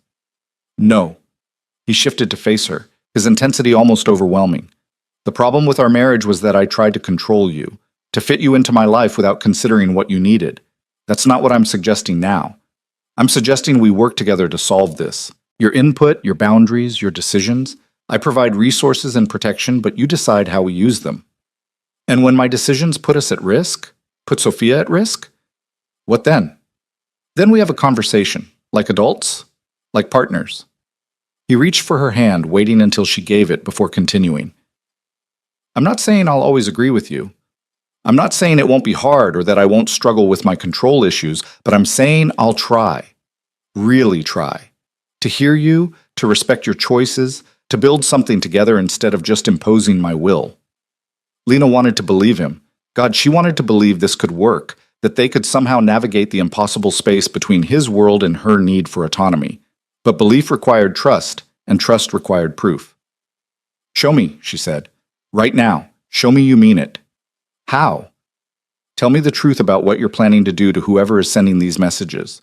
No sanitized version, no protecting me from the reality. The actual truth about what happens next. Dante's jaw tightened. She could see him weighing his options, calculating risks. This was the moment, where he either chose transparency or fell back into old patterns of control through information management. All right, he said finally. The truth is that I have people reaching out to every contact I have in this city and beyond. We're pulling favors, gathering intelligence, tracking digital footprints. When we identify who's behind this, and we will, I'll have a conversation with them. A very direct conversation about the consequences of threatening my family. What kind of consequences? The kind that make it clear this can never happen again. Financial pressure, professional isolation, legal action if applicable. I'll find out what they value and I'll make it hurt. But not violence. She needed to hear him say it. You won't hurt them physically. Not unless they give me no choice. His honesty was brutal. If they come after you directly, if they try to harm you or Sophia, then yes, I'll do whatever is necessary to stop them. But I'm not a monster, Lena. I don't enjoy violence. I just don't shy away from it when the people I love are at stake. The people he loved. The phrase settled over her like a weighted blanket, comforting and suffocating at once. You still love me, she said, not quite a question. I never stopped. The admission came out quiet, raw. Not when you left, not during the divorce, not in the 6 months since. I just learned to live with it, to accept that what I wanted didn't matter as much as what you needed. Lena felt tears slip down her cheeks before she could stop them. Hormones and exhaustion and the sheer emotional weight of everything catching up with her. I loved you too. She couldn't finish. Couldn't admit that somewhere beneath the fear and anger and self-preservation, something still stirred when he looked at her like she was the center of his universe. I know. He reached up, gently brushing the tears from her face. You don't have to say it. You don't owe me anything. I just need you to know that whatever happens, whatever you decide about us, I'm not going anywhere. Sophia will have a father who loves her and a mother who put her first even when it was hard. That's already more than I had growing up. The parallel struck her, Dante, trying so desperately not to become his father, trying to break cycles of emotional distance and conditional affection. It was the most vulnerable she'd ever seen him, stripped of the armor he usually wore. Okay, she whispered. We try. We work together, we communicate, and we see if we can actually make this work. For Sophia. And maybe... She trailed off, not ready to finish that thought. Maybe, Dante echoed, and something like hope flickered in his eyes. Her phone buzzed again. This time, Dante's hand shot out to grab it before she could even react. His expression went from tense to thunderous as he read. What? Lena demanded. What does it say? Sweet moment. But sentiment won't save you when the time comes. Tell Dante his sins are coming home to roost. He looked up, his eyes blazing. This is someone from my past. Someone with a grudge specific enough to reference old wrongs. What kind of old wrongs? I don't know yet. But I've made enemies over the years, business deals that went bad, partnerships that dissolved, people who felt I didn't give them what they were owed. It could be any number of things. How comforting. Lena wrapped her arms around her belly, protective and afraid. So we're dealing with someone who has nothing to lose and everything to prove. Which makes them dangerous. Dante was already dialing, his movements sharp with controlled fury, but also predictable. People operating from grievance make mistakes. They get emotional, sloppy. We'll find them. He stepped away to take the call, his voice low and urgent. Lena listened to fragments, something about financial records, old contracts, former associates. The machinery of his world spinning into motion, vast and inexorable. When he hung up, his expression was grim but determined. We have a lead. One of my former business partners, someone I bought out 5 years ago, has been making noise lately, claiming I stole his company, ruined his reputation. My team is looking into his current activities, seeing if there's a connection. 5 years is a long time to hold a grudge. Not in my world. Dante moved back to her, crouching down so they were eye level again. Listen to me. I know this is overwhelming. I know it's terrifying and not what you signed up for. But I need you to stay strong just a little longer. Can you do that? For Sophia? Lena looked into his eyes. Those gray eyes that had captivated her from the first moment, that held storms and steel and something softer she'd almost forgotten existed. She thought about the baby growing inside her, about the life she'd imagined for them, quiet and safe and simple. That life had been a fantasy. The reality was sitting in front of her, complicated and dangerous, and offering something she'd thought impossible, a genuine partnership with the man she'd loved enough to marry and feared enough to leave. I can stay strong, she said. But Dante, when this is over, when whoever is behind this is dealt with, we need to have a serious conversation about what comes next, about how we build a life that doesn't require armed guards and constant vigilance. Because I meant what I said. I won't raise Sophia in a fortress. When this is over, Dante promised, we'll build whatever life you want, together. I swear it. He sealed the promise with a kiss to her forehead, gentle and reverent. Lena closed her eyes, letting herself lean into him for just a moment, letting herself believe that maybe, impossibly, they could find a way through the darkness into something better. Her phone stayed silent for the rest of the night. Dante's team maintained their perimeter, invisible guardians against threats she couldn't see. And somewhere out there, someone was watching, waiting, preparing their next move. But for now, in this small apartment in Brooklyn, Lena let herself rest. Let Dante stay, sitting vigil in the chair across from her couch. Let herself believe that maybe she wasn't as alone as she'd thought. Sophia kicked, strong and insistent, and Lena smiled despite everything. Whatever came next, whatever dangers lurked in the shadows, her daughter was already a fighter, already strong. She'd need to be. Because the storm brewing around them was far from over. Lena woke to the smell of coffee and the sound of low voices in her kitchen. For a disoriented moment, she forgot where she was, forgot everything that had happened. Then reality crashed back and she sat up too quickly, making her head spin. Easy. Dante appeared in the doorway, concern etched across his features. You need to move slower. Here, I made you tea. Caffeine-free, like the book said. She accepted the mug, staring at him in confusion. He looked rumpled, his shirt wrinkled and his jaw dark with stubble, like he'd been up all night. Did you sleep at all? She asked. A few hours in the chair. He gestured to the armchair across from the couch where she'd fallen asleep. I wanted to stay close, in case anything happened. Dante, you can't just camp out in my apartment. I had Marcus come by an hour ago. We have a positive ID on our threat. His expression hardened. It's exactly who we suspected. Vincent Carrera, the partner I bought out 5 years ago. Lena set down her tea, her hand suddenly unsteady. And he's been nursing his grudge all this time, lost his wife in the divorce, lost his standing in the business community, lost everything he thought defined him. He blames me for all of it. Dante moved to sit on the coffee table in front of her, close but not crowding. His financials show he's nearly bankrupt, desperate, which makes him unpredictable. What does he want? Money, probably. Or revenge. Maybe both. Dante's jaw clenched.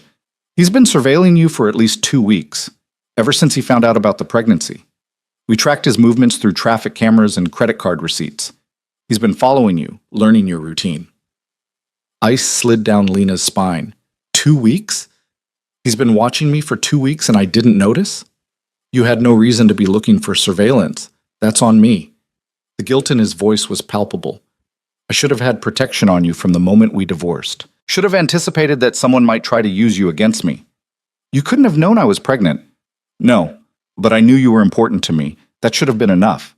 He reached for her hand, his thumb brushing across her knuckles. I'm not making that mistake again. From now until this is resolved, you don't go anywhere without protection. And I mean anywhere, Lena. She wanted to argue, to push back against the restrictions, but fear overrode pride. Someone had been following her, watching her daily life, learning when she was most vulnerable. The violation of it made her skin crawl. What happens now? She asked quietly. Now I handle it. The dangerous edge returned to his voice. I'm meeting with Carrera this afternoon, making it very clear that coming after you was the worst decision he's ever made. Alone? Dante, if he's desperate, I won't be alone. I'll have my team. But Lena, I need you to promise me something. He waited until she met his eyes. Whatever happens, whatever you hear about this meeting, trust that I did what was necessary. Can you do that? That depends on what necessary means. It means I'm going to give him a choice. Walk away, and I'll help him rebuild his life somewhere far from here. Set him up with enough money to start over, no strings attached. Or continue down this path and face consequences he really won't like. And if he doesn't take the deal? Dante's expression went cold, remote. Then I remove him as a threat, permanently. What does permanently mean? It means you don't have to worry about him anymore. Ever. He stood, moving toward the window to check the street below. I have lawyers standing by with restraining orders, financial leverage that will make his life very difficult if he refuses to cooperate, and contingencies for every possible outcome. Vincent Carrera will not hurt you or our daughter. I guarantee it. Lena pressed her hands to her belly, feeling Sophia moving beneath her palms. I don't want you to become someone you're not because of us. Someone who does terrible things in the name of protection. I've always been this person, Lena. You just never had to see it. He turned back to face her, his expression softening slightly. The difference is that now I'm choosing to be transparent about it, to let you see the parts of me I used to hide because I thought they'd scare you away. And maybe they will, but at least you'll know the truth. The truth is that you're willing to destroy a man to keep us safe. The truth is that I'm willing to do whatever it takes. He moved back to her, kneeling so they were eye level. I won't apologize for that. I won't pretend to be someone I'm not. But I will promise you this. I don't act on impulse. I don't cause unnecessary harm. And I always exhaust peaceful options first. Vincent will get his chance to walk away. What he does with it is his choice. Lena studied his face, searching for the monster she should fear. But all she saw was a man who loved fiercely and protected without hesitation. It should terrify her. Part of her wanted it to terrify her. Instead, she felt something dangerously close to gratitude. When is the meeting? She asked. 2:00. At my office. Neutral ground with witnesses. He checked his watch. Which means I need to leave soon to prepare. But first I want you to meet someone. Who? As if on cue, there was a knock at the door. Dante checked his phone, then moved to answer it. A woman stepped inside, late 30s, athletic build, with sharp eyes that cataloged everything in seconds. She wore professional attire that didn't quite hide what Lena suspected was a weapon at her hip.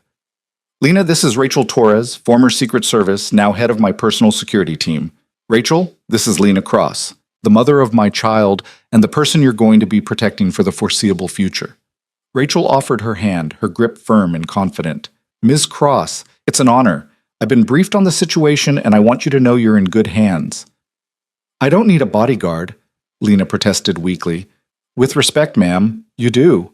Rachel's voice was professional but kind. At least until we neutralize the current threat. I promise to be as unobtrusive as possible. You won't even know I'm there most of the time. She'll be staying in the building, Dante explained, in the apartment directly below yours. The previous tenant was very motivated to relocate when I made him an offer. You bought out my downstairs neighbor? Lena stared at him. Dante, that's insane. That's practical. He picked up his jacket, shrugging into it. Rachel has direct access through the fire escape if needed. She'll maintain eyes on your apartment while remaining out of sight. And before you argue, remember, this is temporary, just until Carrera is handled.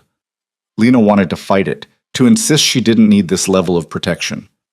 But looking at Rachel's calm competence and Dante's unwavering resolve, she knew it was a battle she'd already lost.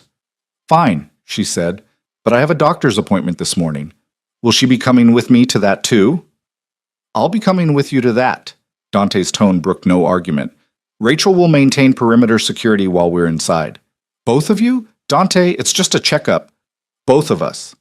He moved to her, pressing a kiss to her forehead that felt like a promise and a prayer. I'll be back by 9 to pick you up. In the meantime, Rachel will be here if you need anything. And Lena, please don't try to slip away or prove you don't need protection. Not today. She heard the plea beneath the command and found herself nodding. Okay, I'll wait for you. Relief flashed across his face. He turned to Rachel. Anything happens, anything at all. You'll be the first call, Rachel assured him. Go handle your meeting. We'll be fine here. After Dante left, Lena found herself alone with her new shadow. Rachel moved through the apartment with professional efficiency, checking locks and sightlines just as Dante had the night before. You don't have to do that, Lena said. He already checked everything. Force of habit, ma'am, and Mr. Russo is thorough, but I like to verify personally. Rachel finished her inspection and turned with a slight smile. For what it's worth, I've worked for a lot of powerful men. Dante Russo is one of the good ones. He threatened a man yesterday, with lawyers and worse. He protected you yesterday. There's a difference. Rachel settled into the chair Dante had occupied all night. I know his world seems brutal from the outside, and it can be. But there are rules, codes of conduct, lines most people won't cross. Dante operates within those lines. Barely sometimes, but he operates within them. And Vincent Carrera? Does he operate within the lines? Carrera is desperate, which makes him dangerous. Rachel's expression turned serious. Desperate men do unpredictable things. They take risks they shouldn't, make moves that don't make strategic sense.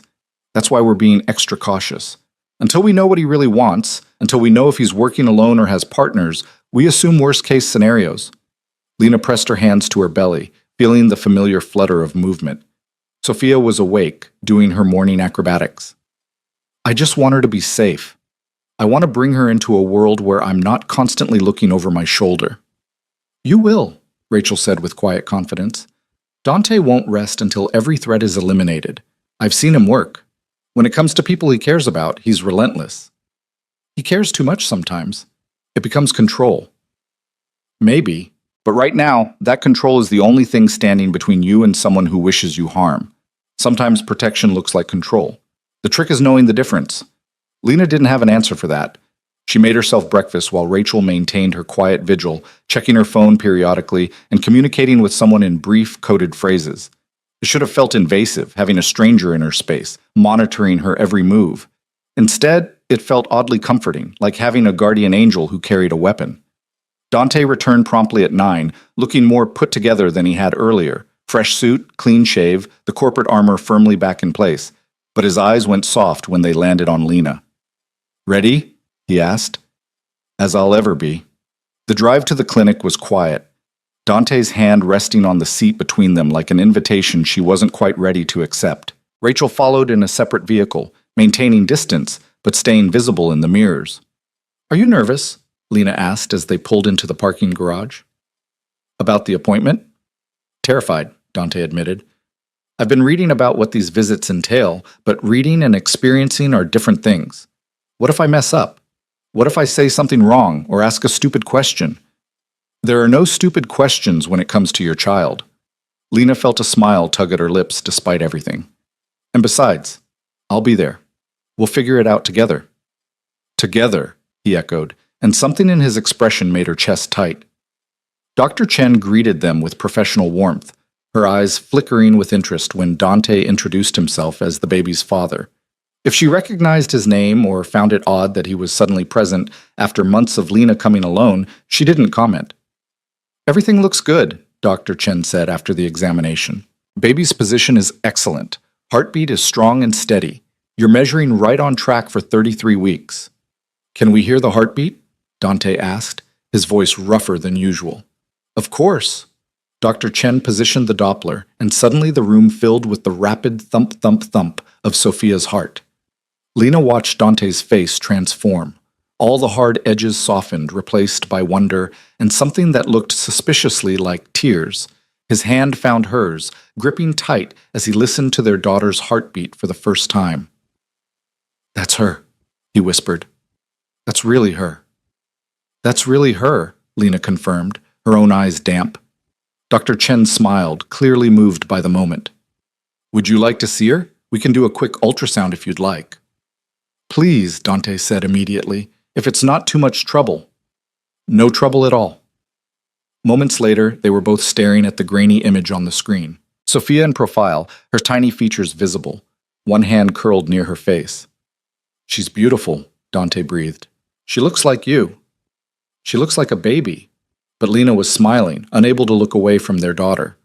But yes, she's beautiful.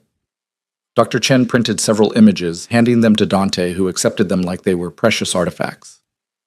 3 more weeks, give or take. Are you both prepared? Getting there, Lena said. I'll be there, Dante added, for the birth, if Lena agrees. All eyes turned to her. Lena felt the weight of the decision, the significance of allowing him into that most vulnerable moment. But looking at his face, at the raw hope and barely contained fear, she found her answer. "Yes," she said quietly. "You can be there. You should be there." The gratitude in his expression was almost painful to witness. "Thank you. I promise I won't let you down."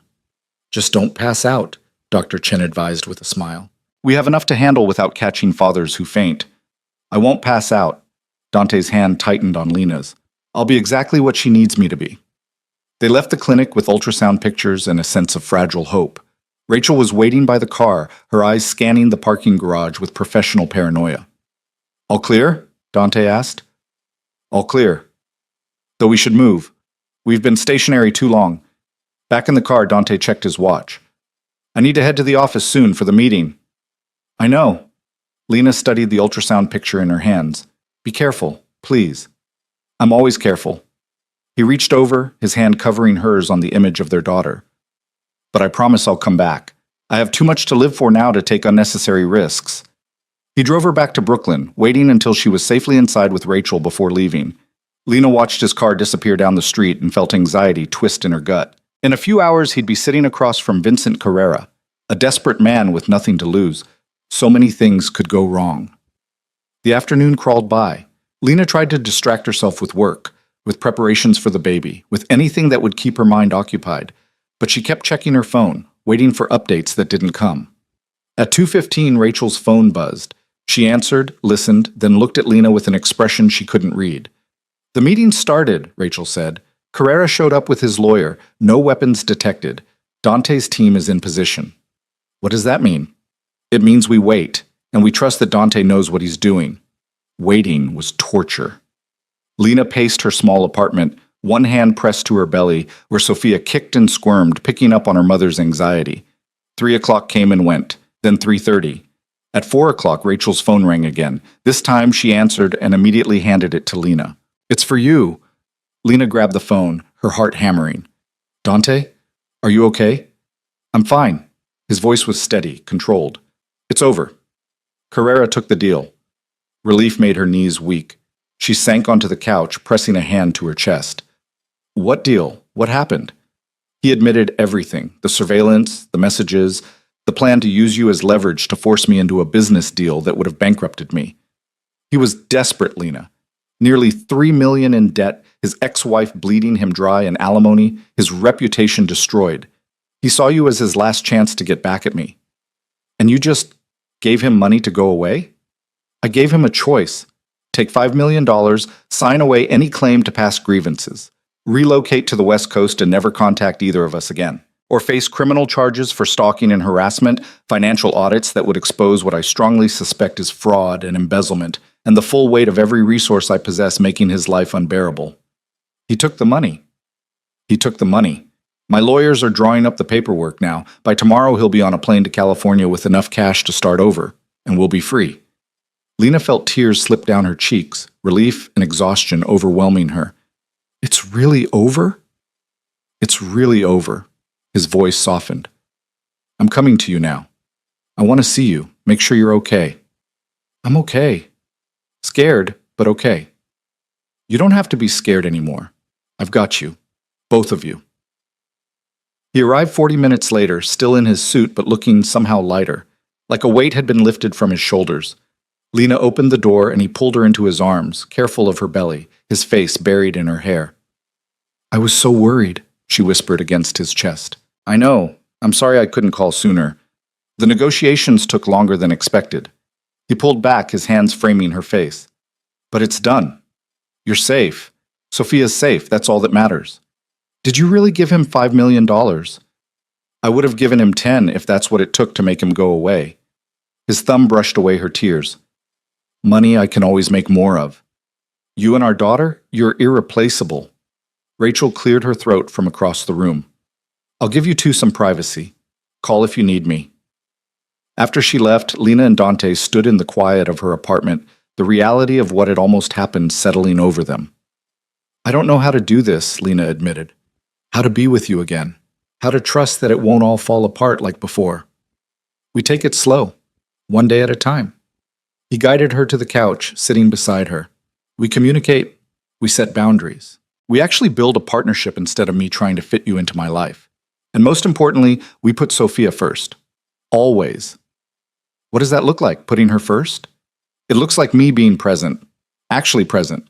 Not just physically there, but mentally checked out thinking about the next deal. It looks like me listening when you tell me what you need instead of assuming I know better. It looks like compromise and flexibility and all the things I'm terrible at but willing to learn. And when you backslide? Because you will. Control is hard to unlearn. Then you call me on it. You tell me I'm being an ass and I course correct. He took her hand, lacing their fingers together. I'm not saying I'll be perfect. I'm saying I'll try.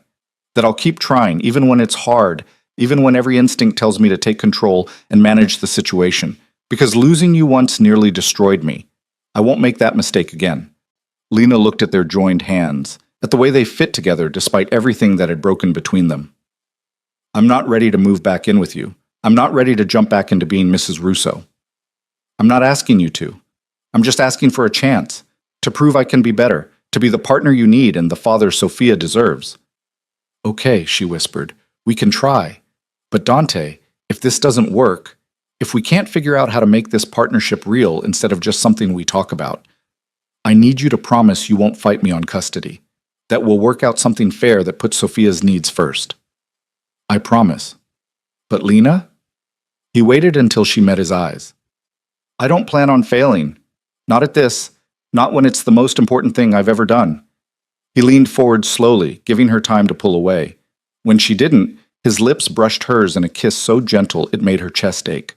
It tasted like promise and possibility and all the complicated feelings she'd been trying to ignore for months. When they finally pulled apart, Sophia kicked hard enough to make Lena gasp. Dante's hand immediately went to her belly, his eyes widening when he felt the movement beneath his palm. Was that her? That was her. She's very active today. She knows, Dante said with wonder. She knows her father's here. Or she's protesting all the emotional drama, Lena said dryly. Hard to tell with babies. He laughed, the sound warm and genuine. Either way, I'll take it. He kept his hand on her belly, feeling their daughter move. 3 more weeks, then we get to meet her. 3 weeks, Lena echoed. Are you ready? Absolutely not. He looked up, meeting her eyes. But I will be.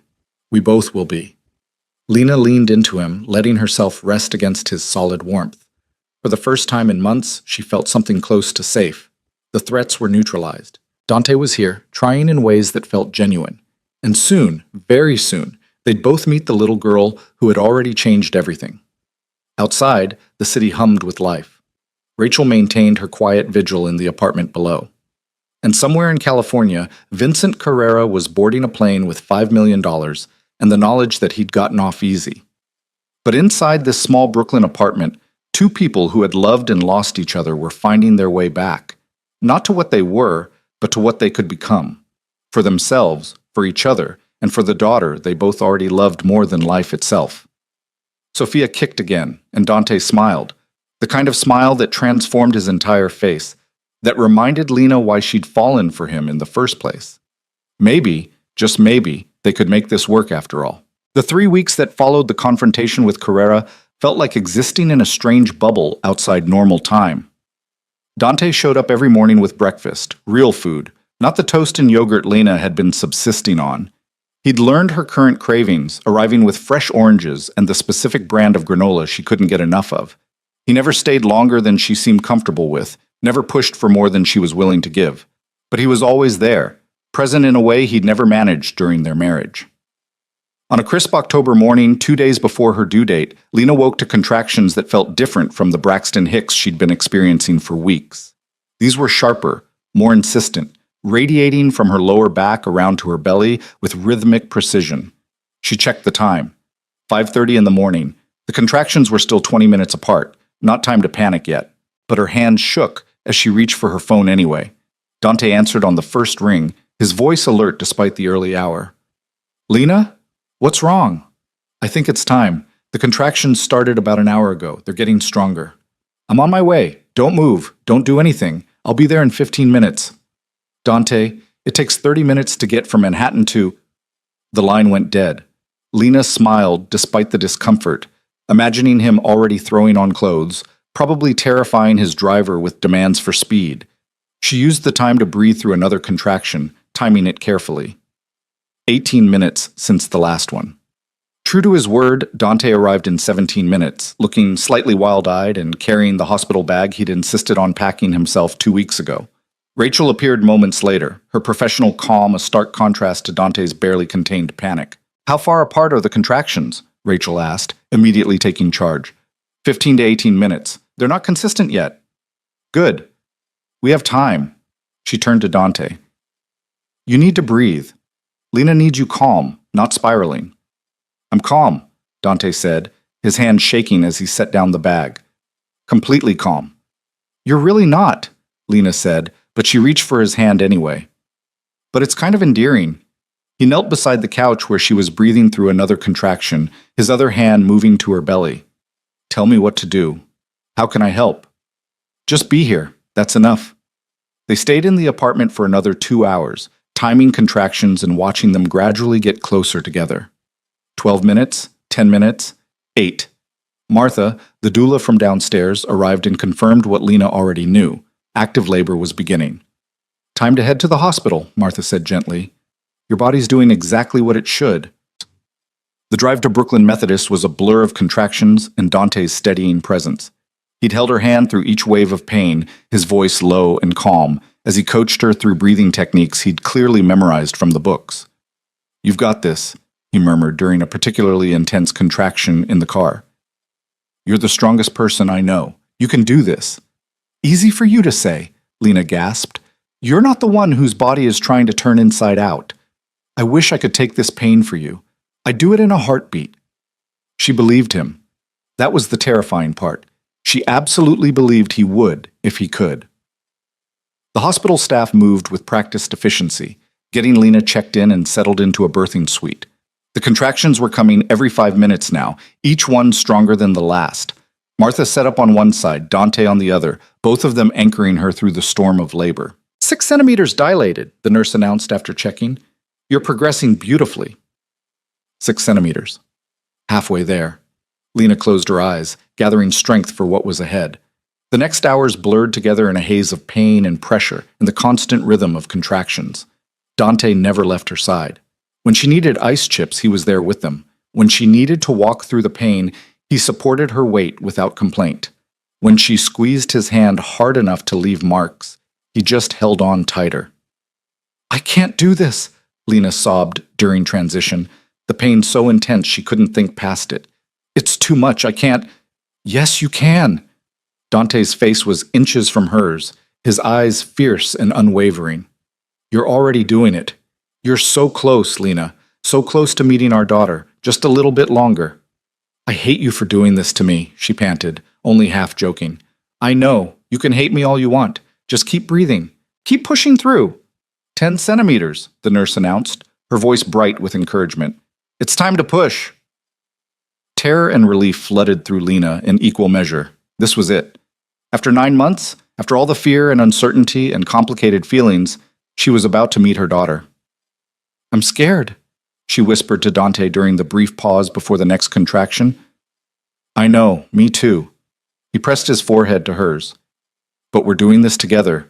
You, me, and Sophia. We're already a family. We've got this. The next contraction hit and Lena bore down, pushing with everything she had. Dr. Chen coached her through it, Martha supported her back, and Dante held her hand like it was the only thing keeping him tethered to earth. Good, Lena. That's so good. I can see her head. Keep going, just like that. Push. Breathe. Push again. The pain was astronomical, all-consuming, and then suddenly, one more push, Lena. Give me one more big push. Lena gathered every ounce of strength she had left and pushed, feeling her daughter slip free in a rush of relief so profound she sobbed. The room filled with a new sound, a tiny, indignant cry that made Lena's heart stop and restart. It's a girl, Dr. Chen announced unnecessarily, lifting a squirming, crying bundle. A beautiful, healthy girl. They placed Sophia on Lena's chest, warm and slippery and absolutely perfect. Lena stared down at her daughter's scrunched-up face, at the dark hair plastered to her tiny skull, at fingers no bigger than matchsticks that were already grasping at air. "Oh my God," she breathed. "Oh my God, Dante, look at her." But Dante couldn't speak. Tears streamed down his face unchecked as he stared at his daughter, one hand hovering over her tiny back, like he was afraid to touch her, afraid she might disappear if he did.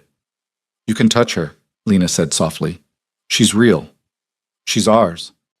His hand finally made contact, so gentle it was barely there, smoothing over Sophia's back.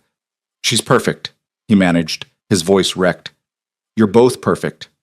Sophia's cries quieted as she felt her parents' touch, her tiny body relaxing against Lena's chest. For a moment, the entire room seemed to hold its breath, witnessing something sacred, the first moments of a new family. The nurses moved around them, efficient and respectful, taking care of the medical necessities while giving them space to bond. When they finally took Sophia to be weighed and measured, Dante went with her, his eyes never leaving his daughter. 7 pounds, 4 ounces, the nurse announced, 20 inches long, all her fingers and toes accounted for. Perfect APGAR scores. "She's really okay?" Dante asked, his hand stroking Sophia's tiny head. "Everything's normal?" "Everything's absolutely perfect, Mr. Russo. You have a very healthy baby girl." They brought Sophia back wrapped in a hospital blanket, placing her in Lena's arms again. Martha helped with the first attempt at breastfeeding, Sophia latching on with surprising determination for someone only minutes old. "Natural-born fighter," Martha said with approval. "Just like her mama."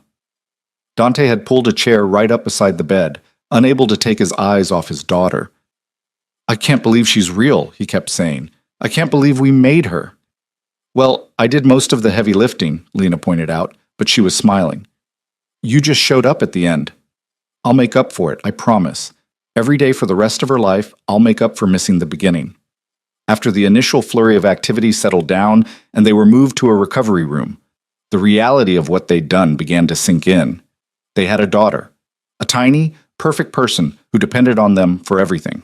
"Are you ready for this?" Lena asked as Dante held Sophia for the first time, his large hands cradling her with infinite care.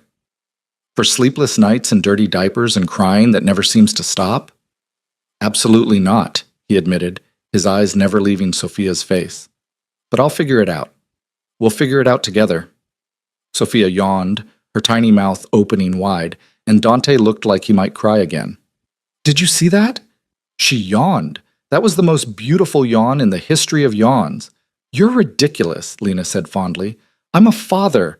I'm allowed to be ridiculous about my daughter." Over the next 48 hours, they settled into the strange new rhythm of life with a newborn. Nurses came and went, checking vitals and offering advice. Lena's body slowly began recovering from the trauma of birth, and Sophia slept and ate and made the tiny sounds that had both her parents mesmerized. Dante had transformed overnight. The ruthless businessman had been completely subsumed by an anxious new father who questioned everything. Was Sophia too warm? Too cold? Was she breathing okay? Should her diaper look like that? He'd read all the books, but actual application turned out to be terrifying. "You're doing fine, Nasen," Lena assured him for the 100th time as he changed Sophia's diaper with intense concentration. "You're not going to break her.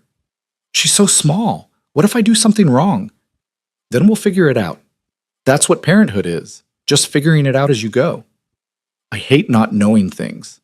He finished the diaper change, incredibly proud when Sophia didn't immediately protest. "But for her, I'll embrace the uncertainty." On the second night during one of Sophia's midnight feedings, Dante finally broached the subject they'd been dancing around. "I want you to come home with me," he said quietly, watching Lena nurse their daughter.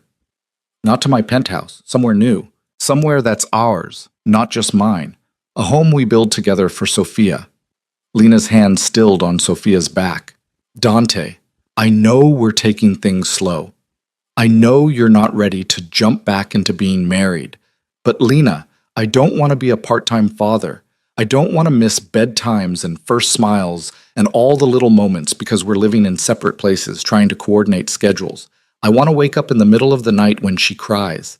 I want to be there for every feeding, every diaper change, every tiny milestone. So you want me to move in with you? I want us to build a life together, as a family, not because we're married or because some paper says we should, but because it's what's best for Sophia, and maybe, he hesitated, vulnerability flickering across his features.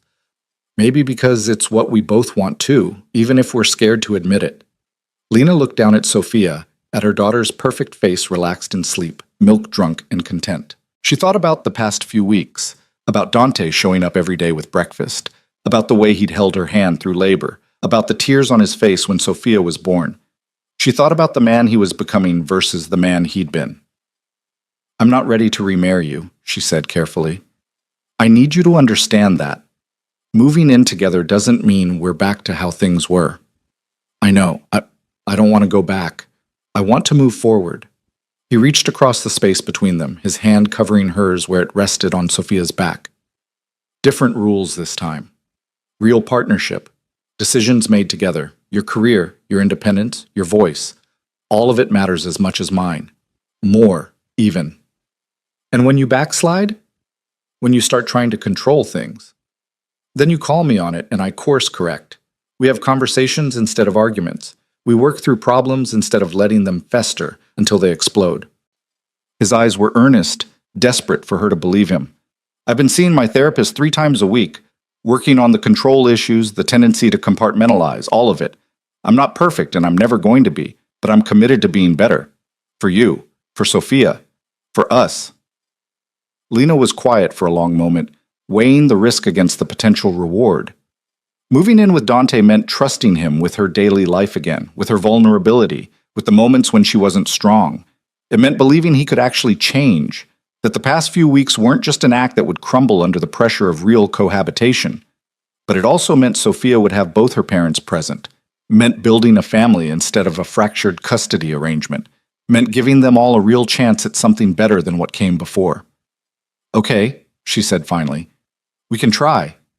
But Dante, I need specific things. I need my own space within whatever home we build.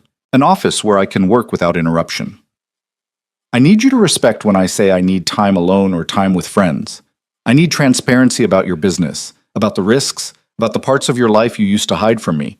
And most importantly, I need you to actually listen when I talk instead of just waiting for your turn to speak." Done. All of it. He leaned forward, pressing a kiss to Sophia's downy head. "Whatever you need. Whatever it takes. We'll make it work." "We'll make it work," Lena echoed, and chose to believe it. They brought Sophia home 3 days after her birth, and home turned out to be a completely new space, a townhouse in Cobble Hill that Dante had apparently purchased and furnished in the 2 weeks before Sophia's arrival. It had 4 bedrooms, a garden in the back, and enough space for all of them to coexist without feeling cramped. "When did you even have time to do this?" Lena asked, staring at the nursery he'd set up. Soft yellows and whites, a crib that looked like it cost more than her car, every baby item she could possibly need. "I made time. It's called delegation." He adjusted Sophia in his arms.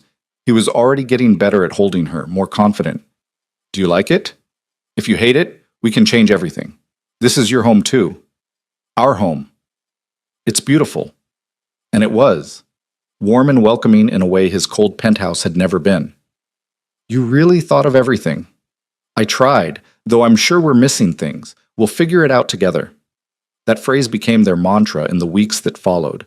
"We'll figure it out together" covered everything from how to soothe Sophia's colicky crying at 3 in the morning to negotiating who would handle which aspects of childcare. Dante threw himself into fatherhood with the same intensity he'd once reserved for business deals, reading books and watching videos and asking Lena a million questions. "Am I doing this right?" he'd ask while burping Sophia. "There's no right way. Just what works for her." But the book said, "The book doesn't know our daughter. We do." It was a revelation to him, the idea that he couldn't control or perfect his way through parenthood, that being a good father meant being present and flexible and willing to adapt. Lena watched him struggle with it, watched him fight his instincts to manage and direct, and saw him choose differently. Choose to follow Sophia's cues instead of some predetermined plan. 2 months after Sophia's birth, on a quiet Sunday morning while their daughter napped, Dante found Lena in the kitchen making coffee. "I have something for you," he said, pulling a small box from his pocket. Lena's heart jumped. "Dante, if that's a ring..." "It's not a ring. Just open it." Inside was a key. Simple, unadorned, attached to a keychain that read, Home. It's the key to this house, Dante explained. But more than that, it's a promise. This is your home, Lena. Not because I own it or because we're together, but because you belong here. You and Sophia. No matter what happens between us, no matter if we make this work romantically or not, this place is yours. Your sanctuary, your safe space. I had the deed put in both our names, equal ownership, equal say, in everything. Lena stared at the key, feeling tears prick her eyes. It was such a small gesture and such an enormous one at the same time. A tangible symbol of partnership, of trust, of him actually putting his money where his mouth was about shared control. Thank you, she whispered. This means more than you know. I'm just getting started. He moved closer, his hand coming up to cup her face. I'm going to spend every day for the rest of my life proving to you that I've changed, that I can be the partner you deserve and the father Sophia needs. And maybe, someday, you'll be ready to try again, really try. But until then, I'm just grateful to be here, to be part of this. Lena leaned into his touch, feeling the warmth of his palm against her cheek. They hadn't been intimate since before Sophia's birth, hadn't crossed that line back into romance. But the connection between them had been growing anyway, built on shared 3 a.m. feedings and quiet conversations while Sophia slept, on watching each other become parents and finding beauty in the exhaustion. I'm not ready yet, she said honestly, to remarry you, to jump back into that level of commitment. I know, and I'm not pushing, he searched for the words. I'm just here, loving you, loving our daughter, building something real instead of something that looks good on paper. You're doing a good job. Better than I expected, honestly. High praise from someone who had every reason to doubt me. His smile was self-deprecating. But I'll take it, and I'll keep working to earn more of it. Sophia's cry interrupted them, the demanding wail that meant she was hungry and angry about it. They both moved toward the stairs, years of partnership making them naturally coordinate their movements, even after all the time apart. Dante reached the nursery first, scooping up their daughter with practiced ease. Hey, princess, I know, you're starving. Heaven forbid you wait 2 minutes for food. She gets her impatience from you, Lena said, settling into the nursing chair. She gets her determination from you. He handed Sophia over, watching as she latched on immediately. And hopefully she'll get the best of both of us. My drive, your compassion, my resources, your groundedness, my massive ego, Lena suggested. I was going to say strategic thinking, but sure, we can go with ego. He sat on the ottoman across from them, content to just watch his daughter eat. She's beautiful, just like her mother. She looks like you, same eyes, same stubborn chin. Poor kid. She's lucky. She has good parents who love her and each other, even if we're figuring out what that love looks like. Dante met her eyes over Sophia's downy head. I do love you, Lena. I never stopped. Not when you left, not during the divorce, not in all the months since. I just learned to love you differently, to love you enough to let you make your own choices, even when those choices didn't include me. I love you too, Lena admitted quietly. I tried not to, tried to convince myself I'd move past it, but seeing you with her, seeing how hard you're working to be different, I love you. Maybe more than I did before, because now I see all of you, not just the polished version you presented. Even the parts that aren't pretty? Especially those parts. They make you human instead of intimidating. Sophia finished eating and promptly fell asleep, milk-drunk and content. Lena burped her gently, then handed her to Dante, who took her with reverent care. I'm going to put her down, he said. Then maybe we can talk, really talk about what comes next for us? I'd like that. Lena waited in the kitchen, making tea for both of them, while he settled Sophia in her crib. When he returned, he looked nervous in a way she rarely saw. Dante Russo, afraid of a conversation. I want to remarry you, he said without preamble. Not right now, not tomorrow, but eventually, when you're ready, when you trust that I've really changed, and this isn't just an act I'm putting on. Dante, let me finish. He took a breath, steadying himself. I know I don't deserve a second chance. I know I failed you in fundamental ways during our first marriage. But Lena, these past few months have shown me what we could be, what we could build together if we both commit to doing it differently, to actually being partners instead of me being the decision maker and you being the person who lives with my decisions. What would be different? Lena asked. Lena, specifically, not just promises, but actual concrete changes. Therapy, together and individually. Building a life that includes both our careers and priorities, not just mine. Sharing the emotional labor of running a household and raising Sophia instead of assuming you'll handle all of it. Actually communicating instead of shutting down when things get hard. And most importantly, respecting your autonomy, your right to make choices about your own life, your own body, your own career, all of it. He pulled out a folder, sliding it across the table to her. I had my lawyers draw this up. A post-nuptial agreement in case you ever decide to marry me again. It protects your assets, guarantees your financial independence, and ensures you have equal say in all major decisions, including where we live, how we raise Sophia, all of it. I'm not looking for a wife who'll just go along with what I want. I'm looking for a partner who'll challenge me, call me out when I'm being an ass, and build a life with me based on mutual respect. Lena opened the folder, scanning the legal language.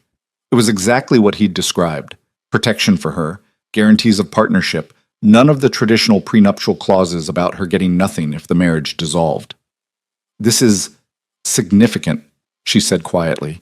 It's necessary. If we're going to do this again, we do it right, with clear expectations and legal protections and actual equality baked into the foundation. Lena set down the papers, studying the man across from her. The father who got up every night without complaint when Sophia cried. The partner who asked her opinion on everything from dinner plans to business decisions. The man who was fighting his own nature to become someone better. Ask me again in a year, she said finally. Let's see if you can maintain this for a full year. If we can actually build a partnership that works. If you can prove this isn't just new parent excitement, but genuine change.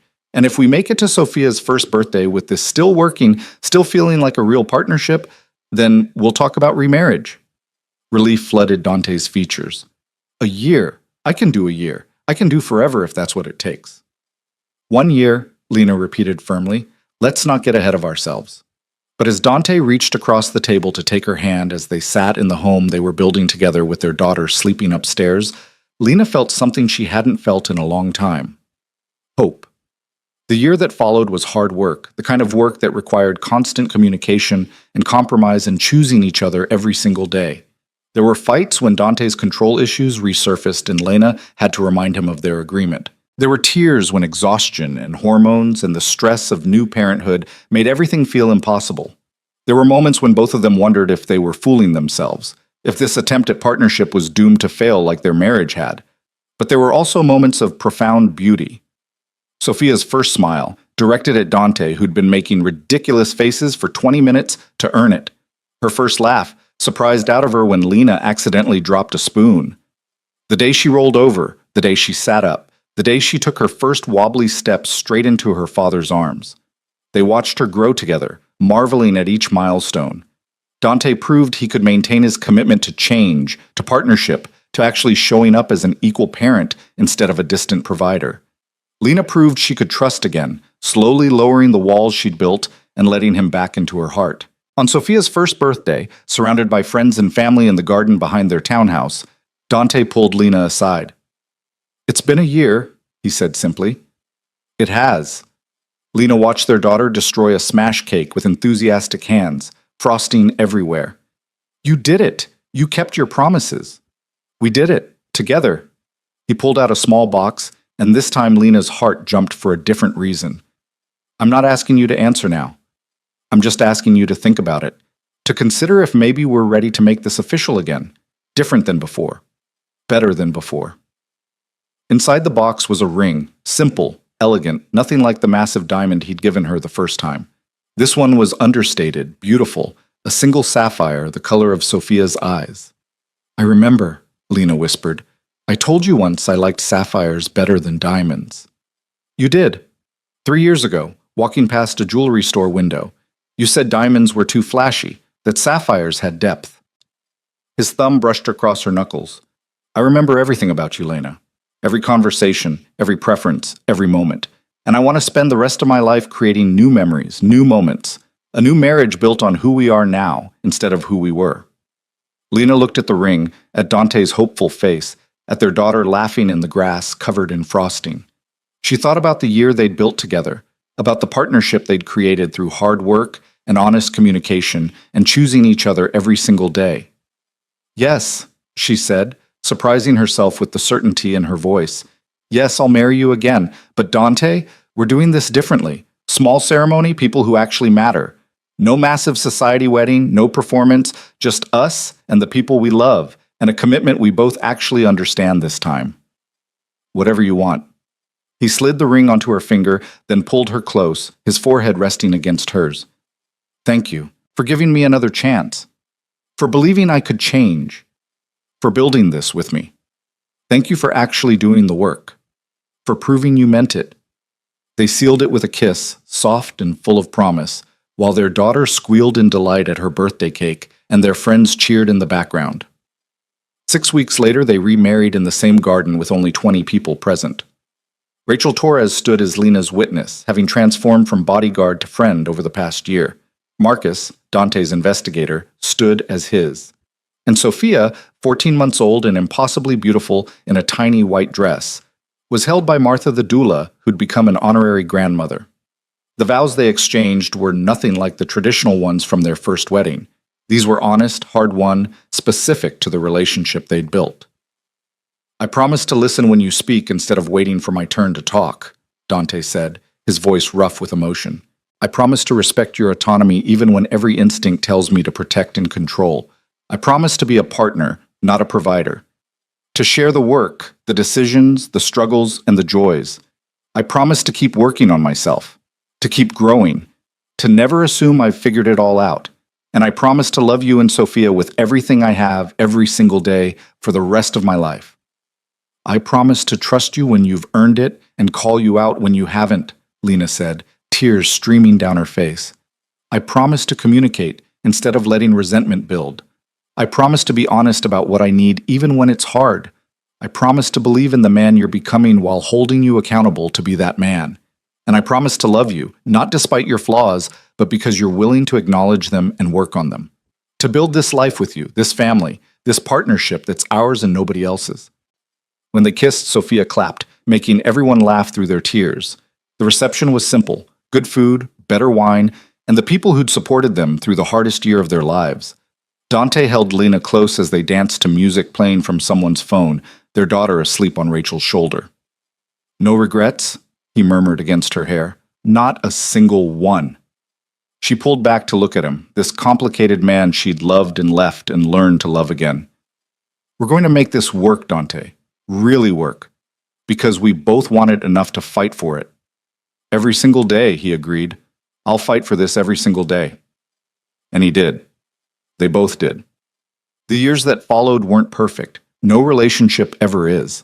There were still arguments and misunderstandings and moments of frustration, but there was also laughter and partnership and the kind of love that's built through shared experience rather than initial attraction. They watched Sophia grow from a toddler to a little girl, bright and determined and so loved she glowed with it.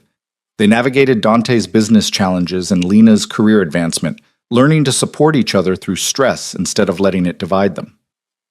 They had another child 3 years later, a son they named Marco, after Dante's grandmother's maiden name, and found that the partnership they'd built was strong enough to withstand the chaos of 2 children. Dante continued therapy, continued working on his control issues, continued choosing partnership over dominance. Lena continued to believe in him, to call him out when needed, to build a life that was fully hers even within their marriage. They were both better people together than they'd been apart, and they both knew how rare that was. On their 5th wedding anniversary, the second one, the one that counted, Dante woke Lena before dawn. Come with me, he said, already dressed. I have something to show you. They drove to the Prospect Park boathouse, the same place where Lena had agreed to try again all those years ago. The sun was just beginning to rise, painting the water in shades of gold and pink. I come here sometimes, Dante admitted, as they walked to the same bench they'd sat on that pivotal day. When work gets overwhelming, or I feel myself slipping into old patterns, I come here and remember what we almost lost, what we built instead. That's incredibly sentimental for someone who used to think emotions were inefficient. You've changed me. He pulled her close, his arms around her waist, her back against his chest as they watched the sunrise together. Made me better. Made me believe I could be better. We changed each other, Lena corrected, leaning into his warmth. That's what partnerships do. Behind them, the city was waking up. Their children were safe at home with Rachel, who'd become part of their family in all the ways that mattered. Their life was full and complicated and beautiful in its imperfection. I love you, Dante said quietly. More now than I did when we first married. More than I did when we remarried. Love that grows and deepens and gets richer with time. I love you too. Lena turned in his arms, looking up at the man who'd fought so hard to become who she needed. Thank you for not giving up, for doing the work, for proving that people really can change if they want it badly enough. Thank you for giving me the chance, for believing in me when I didn't believe in myself. They kissed as the sun rose fully over the water, two people who'd loved and lost and found their way back to something better than what came before. Their story hadn't been easy or straightforward or anything close to perfect, but it was theirs, built through hard work and honest communication and the daily choice to keep choosing each other. And that made it perfect enough. Sophia and Marco would grow up knowing that love was complicated, that relationships required work, that their parents weren't perfect, but they were committed.